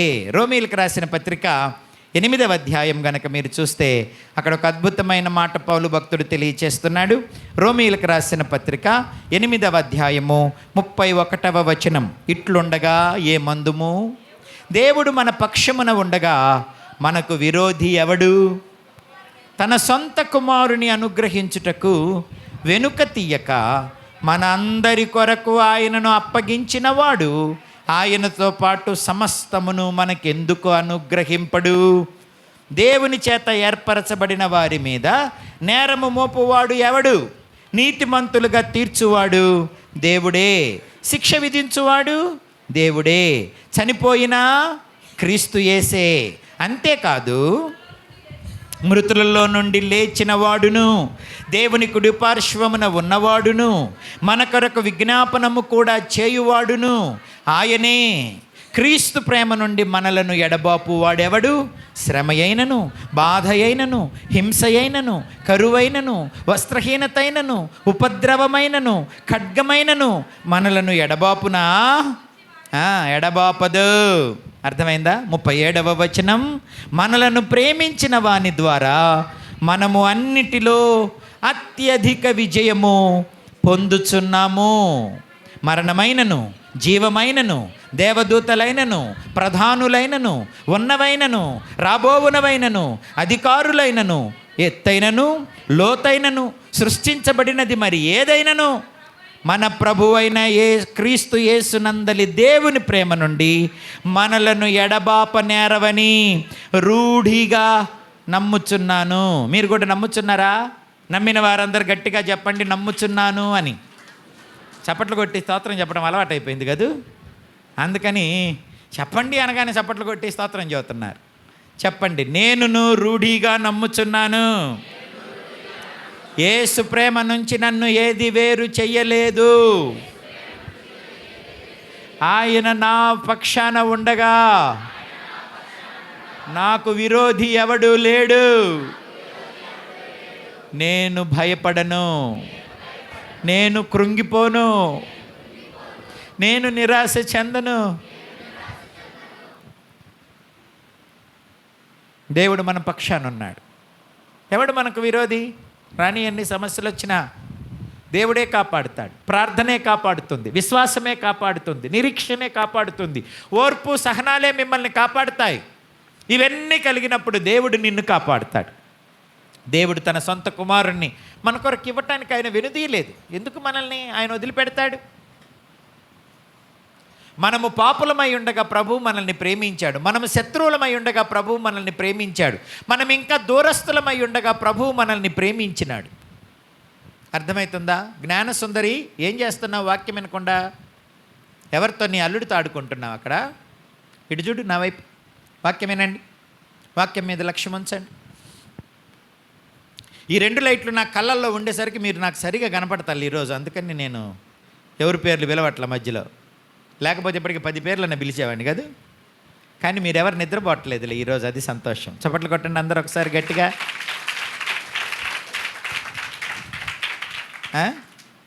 అక్కడక్కడ 1-2 వికెట్లు పడిపోయినాయి, కానీ మిగతా వాళ్ళందరూ శ్రద్ధగా వాక్యాన్ని వింటున్నారు. దేవుడు మనకున్నాడు. మనకు దేవుడు ఉండగా విరోధి ఇంకెవడు చెప్పండి? అయితే దేవుణ్ణి శత్రువుగా చేసుకోబాకండి, మీ దండం పెడతా. ఇంత గొప్ప దేవుణ్ణి మీకు శత్రువుగా చేసుకోవద్దు. ఎప్పుడవుతాడో తెలుసా ఇంత గొప్ప దేవుడు శత్రువు? నీవు పాపం చేసినప్పుడు, నీవు అన్య దేవతల తట్టు తిరిగినప్పుడు, నువ్వు విగ్రహారాధన జరిగించినప్పుడు, నువ్వు లోకం దాని ఆశలను వెంబడించినప్పుడు, శరీరం దాని కోరికలను నువ్వు నెరవేర్చినప్పుడు, దేవుని కృపను దుర్వినియోగం చేసుకున్నప్పుడు దేవుడు నీకు శత్రువు అయిపోతాడు. ఆయన చేతిలో పడితే అతి భయంకరం అది. ఆయన చేతిలో పడకూడదు ఎవడు. లోకమంతా ఏకమైనా నిన్నేం చేయలేడు దేవుడు నీ పక్షాన ఉంటే. కానీ లోకమంతా నీ పక్షాన ఉన్న దేవుడు నీ పక్షాన లేకపోతే నీకు పుట్టగతులు ఉండవు. అది గుర్తుపెట్టుకో. లోకమంతా నీ పక్షాన ఉన్నా దేవుడు నీ పక్షాన లేకపోతే నీకు నామరూపాలు ఉండవు, పుట్టగతులు ఉండవు. అలా జరగాలని చెప్పట్లా, అలా జరుగుద్దని చెబుతున్నా. అర్థమవుతుందా? దేవునికి శత్రువులు అవ్వద్దు, దేవుని కృపను దుర్వినియోగం చేయొద్దు, దేవుని మార్గాన్ని విడిచిపెట్టొద్దు, దైవ సన్నిధిని విడిచిపెట్టొద్దు, దేవుని కృపను మర్చిపోవద్దు. అర్థమవుతుందా? అప్పుడు దేవుడే నీకు శత్రువు అయిపోతాడు. కానీ లోకమంతా శత్రువులైనా సరే దేవుడు నీ పక్షాన ఉంటే వాళ్ళందరినీ తెచ్చి నీ కాళ్ళ దగ్గర పడేస్తాడు. చప్పట్లు కొట్టి దేవునికి స్తోత్రం చెప్పాలి. తెచ్చి నీ కాళ్ళ దగ్గర పడేస్తాడు కట్టి. కనుక దేవుని పక్షాన ఉండండి, దేవుని నమ్ముకోండి. తన సొంత కుమారుణ్ణి ఇవ్వటానికి ఆయన వెనుదీయలేదు. మిగిలిన విషయాలన్నీ రేపు పొద్దున చెబుతాను. మీకు ఓరిమి అవసరం, మీకు నిరీక్షణ కావాలి, మీకు ప్రార్థన కావాలి, మీకు పట్టుదల కావాలి. దేవుని గడప దగ్గర కనిపెట్టుకొని ఉండాలా. అనుదినం అనుదినం ఆయన గడప దగ్గర కనిపెట్టుకోండి.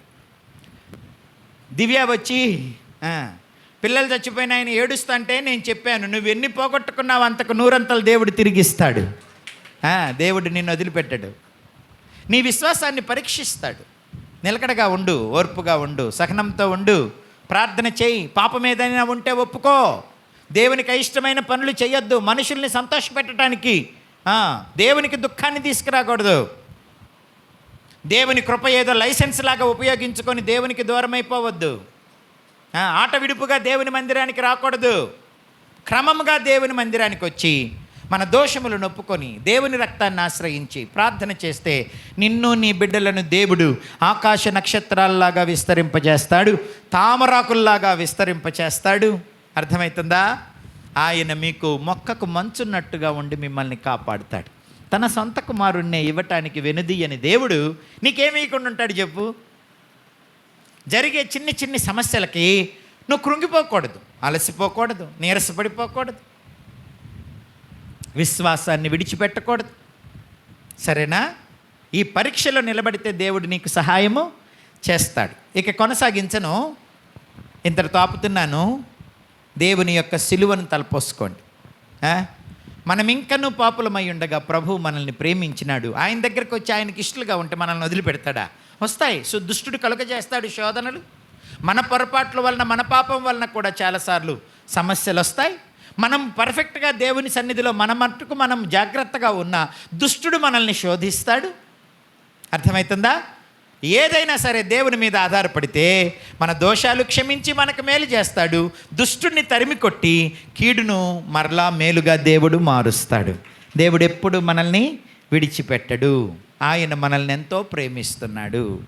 ఆయన నీ వెంట ఎంతో ప్రేమ, తన ప్రాణం కంటే నిన్ను అధికంగా ప్రభువు ప్రేమిస్తున్నాడు. కనుక ప్రభువు దగ్గరికి రండి, ప్రభువుని ఆశ్రయించండి, ప్రభువు సిలువను చూడండి.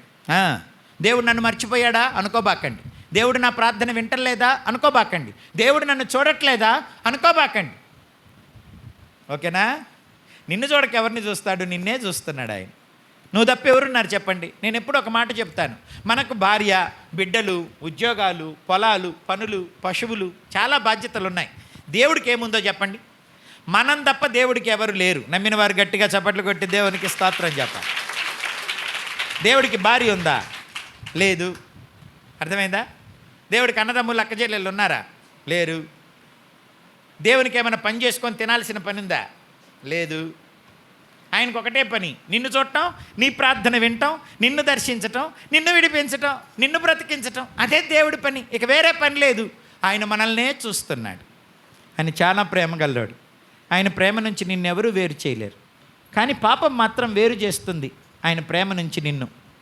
అవిశ్వాసము, భక్తిహీనత, అక్రమము నిన్ను దేవుని నుండి వేరు చేస్తుంది. కనుక అది దరికి రానివ్వబాకండి. అది వస్తే దేవుని దగ్గర ఒప్పుకోండి. మిగతా సమయం దేవుని కొరకు కనిపెట్టండి. దేవుడు మీకు తప్పక సహాయము చేస్తాడు. మిమ్మల్ని విడిపించడానికే ఆయన ఉన్నాడు. ఆయన కాళ్ళ దగ్గర మనం ఉండాలి. ఒక విషయం చెప్పి నేను మిమ్మల్ని ప్రార్థనలోకి నడిపిస్తాను. అమెరికాలో బానిసల వ్యాపారం జరుగుతుందట. అబ్రహాం లింకన్ గారు బానిసల విమోచన కొరకు పోరాడుతున్నాడు. అప్పుడు ఒక క్రూరుడైన యజమానుడు ఆ బానిసను వాడుకొని ఎముకల గూడులాగా మార్చేసేసాడు. చర్మము గప్పిన ఎముకల గూడులాగా. ఇంక అంత అయిపోయినాక వాడు గ్లాసు నీళ్ళు కూడా ఎత్తలేనంత బలహీన పరిస్థితిలో ఉన్నప్పుడు వాడిని వదిలేస్తే పోయి ఉండేది. వదిలేయకుండా మార్కెట్కి తీసుకెళ్ళి $50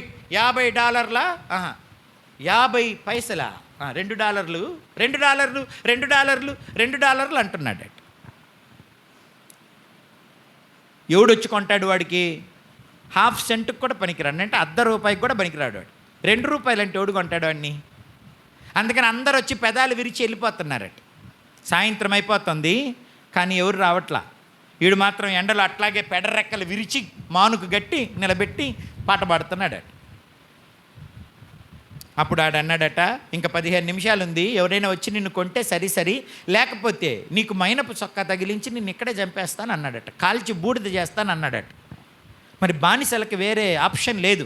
యజమానుడు ఏం చేస్తే అదే, కూలోళ్ళు పనోళ్ళలాగా కాదు.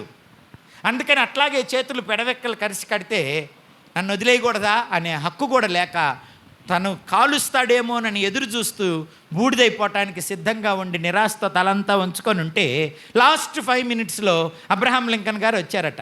బానిసల విమోచన కోసం ప్రయాసపడుతున్న అబ్రహాం లింకన్ చూడగానే కళ్ళల్లో వెలుగు, ఈయనైతే తప్పక నన్ను విడిపిస్తాడే.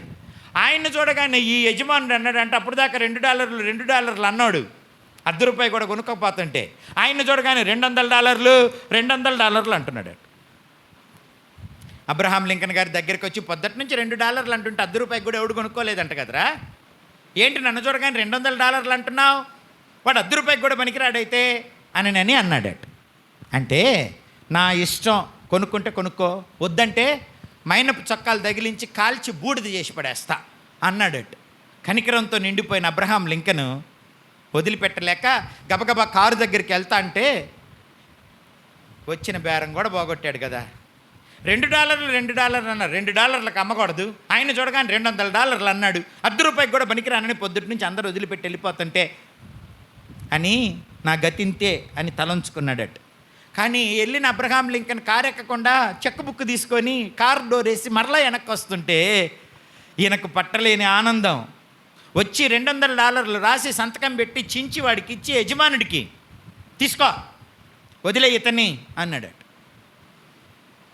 వాడు బిత్రపోయి చూస్తున్నాడు, ఎవడు అమ్మినోడు, అమ్మబడ్డోడు కూడా బిత్రపోయి చూస్తున్నాడు. $2 కూడా పనికిరాని నన్ను $200 ఎందుకు కొన్నాడా అని ఇతను, ₹1 కూడా పనికిరాను అని $200 ఎందుకు కొన్నాడా అని అమ్మిన క్రూరుడైన యజమానుడు.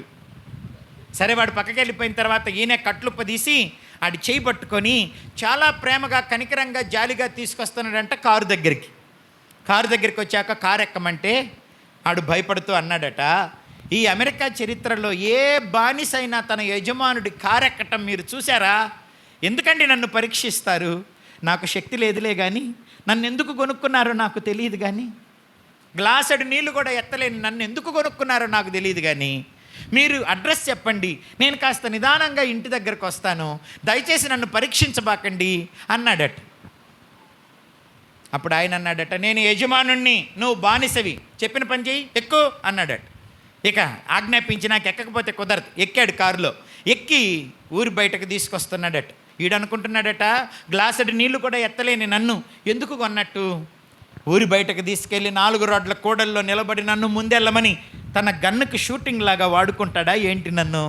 అందుకు తప్పితే నా దగ్గర ఏముంది, నేను దేనికి పనికొస్తాను అని అనుకుంటుండగానే ఊరి బయటకు చేరాడంటే 4 రోడ్ల కూడలు వచ్చింది. ఆ కూడల దగ్గర ఆపి దిగు అన్నాడట. దిగనగానే అనుకున్నంత జరిగిపోతుంది అనుకున్నాడు. దిగి నీకెన్ని దారులు కనపడుతున్నాయి అన్నాడట. 4 దారులు కనపడుతున్నాయి అన్నాడట.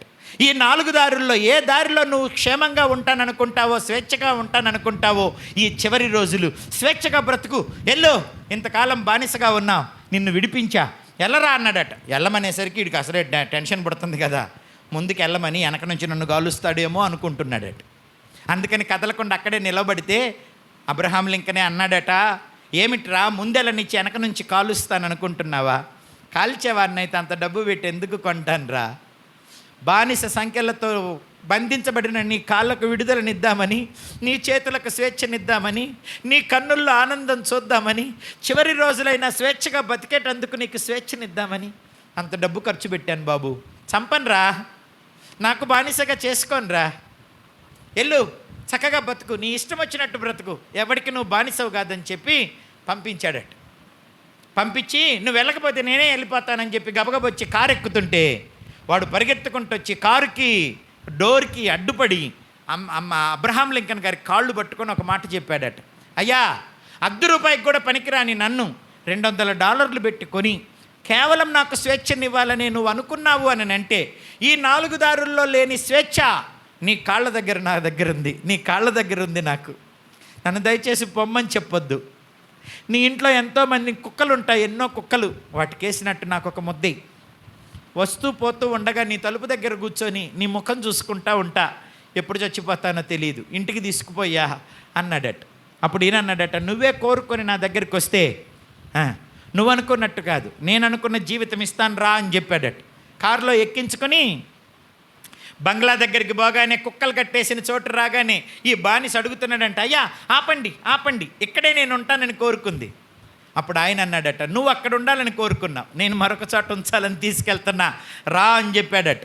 అట్లాగా లోపలికి వెళ్ళాడు, కారు ఆగింది. ఆ తర్వాత షెడ్లోకి కారు వెళ్ళింది.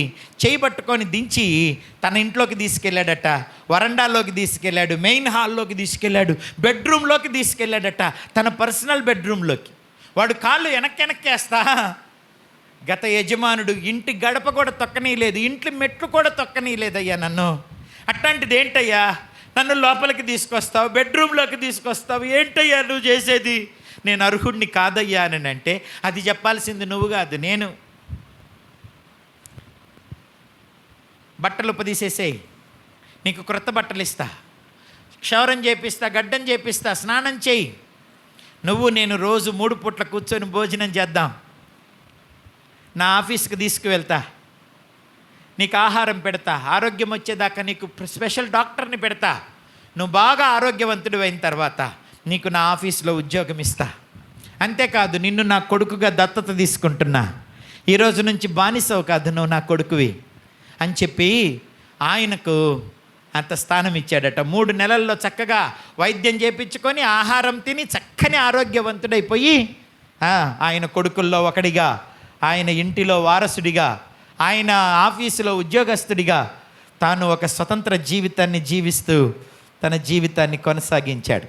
నా ప్రియ దేవుని పిల్లరా, అబ్రహాం లింకన్ చేసింది యేసు ప్రభు చేసిన దాంతో పోల్చుకుంటే ఒక వెంట్రుకకైనా సమానం కాదే. దేవుడు పరలోకాన్ని ఇచ్చాడు మన కొరకు, తన ప్రాణాన్ని అర్పించాడు, మన శిక్ష భరించాడు, మన పాపపు చెర నుంచి విడిపించాడు, మన శిక్ష అంతా తాను పొంది మన కొరకై స్వరూపము సొగసు లేకుండా కలువరి శిలువలో బలి అయిపోయాడు.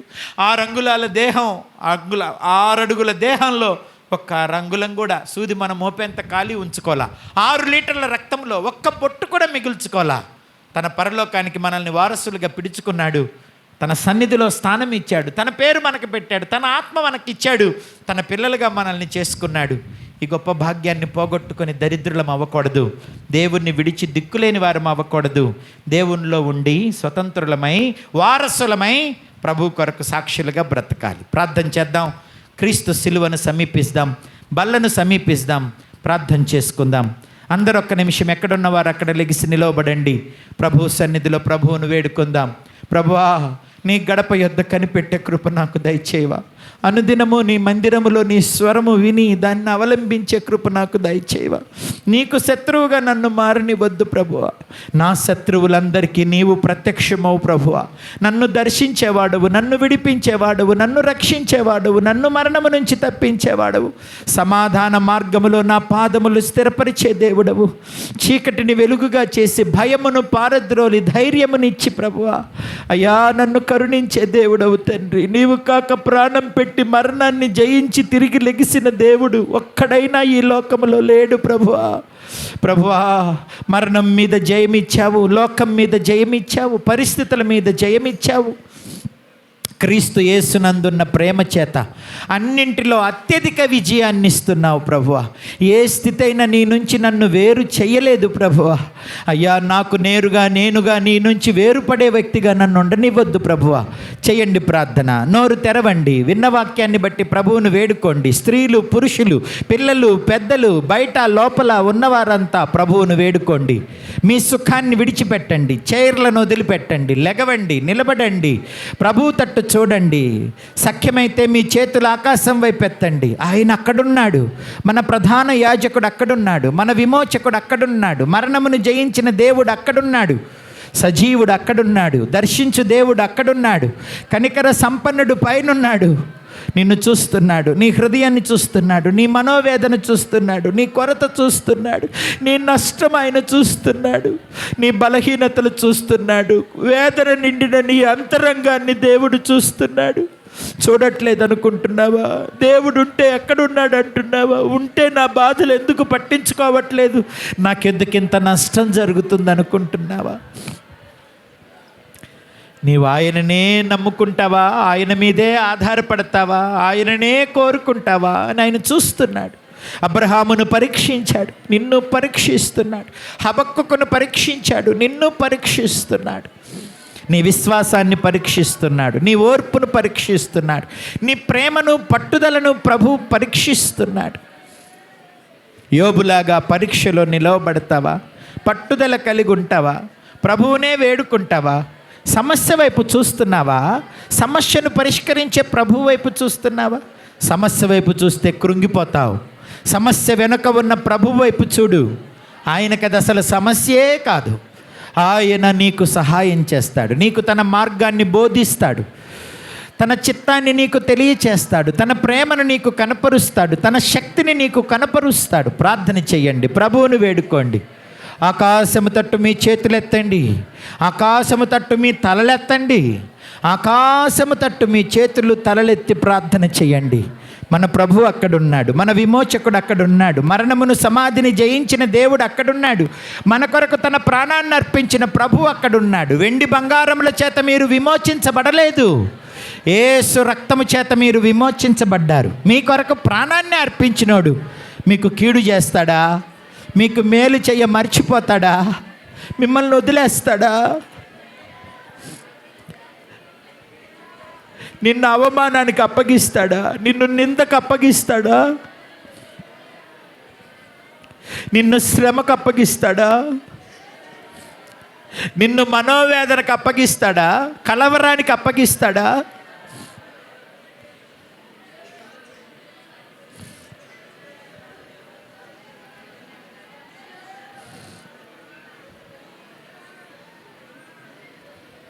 చేయాలి, అందరూ ప్రార్థన చేయాలి, ఎవరు మౌనంగా ఉండకూడదు. అనుదినము నా గడప యొద్ద కనిపెట్టుకోవాలి, నా ద్వారబంధముల యొద్ద కాచుకోవాలి. నన్ను కోరుకుంటే నీకు క్షేమం కలుగుద్ది, జీవం కలుగుద్ది, కటాక్షం కలుగుద్ది. నన్ను అసహ్యించుకుంటే నీవు మరణాన్ని స్నేహిస్తావు.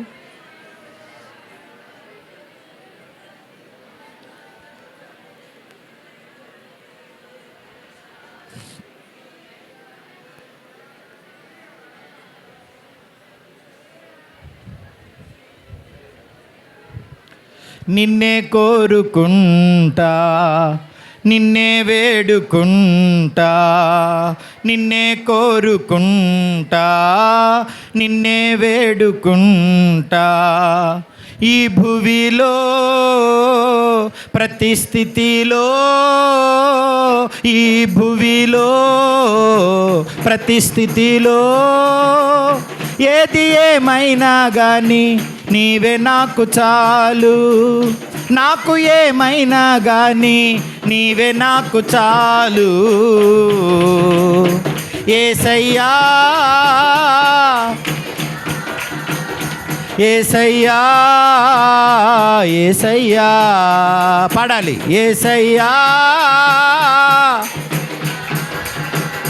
యేసయ్యా, యేసయ్యా నిన్నే కోరుకుంటా, నిన్నే వేడుకుంటా, నిన్నే కోరుకుంటా.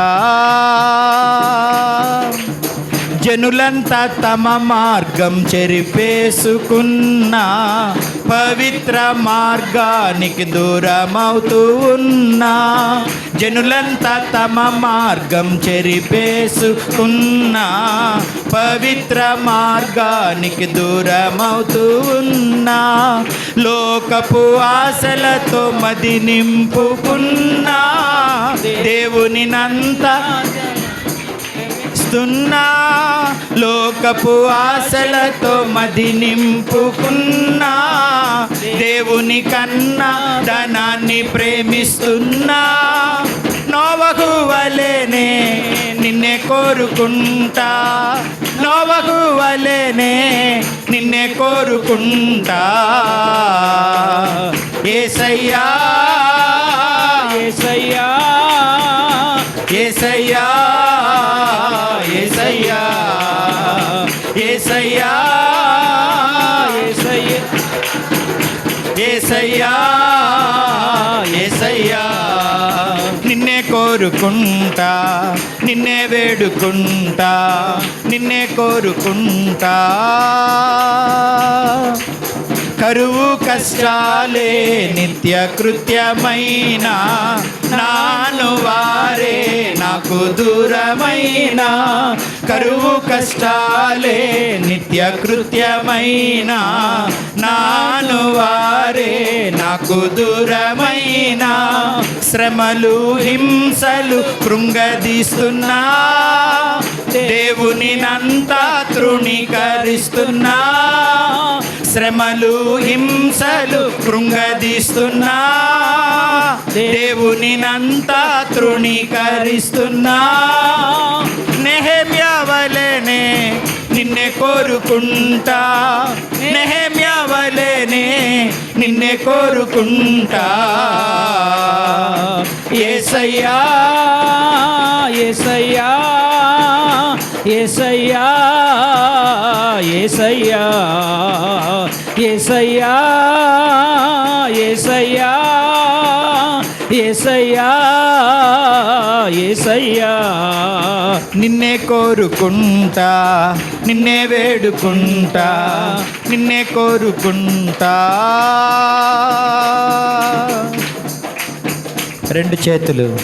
రెండు చేతులు పైకెత్తి, ప్రభువా నీ గడప దగ్గరే ఉంటా, నీ స్వరమే వింటా, నీ దగ్గరే కనిపెట్టుకుంటా, నిన్నే అవలంబిస్తా. నువ్వు కాకపోతే నాకెవరున్నారయ్యా? నా జీవం, నా ప్రాణం, నా సమస్తం, నా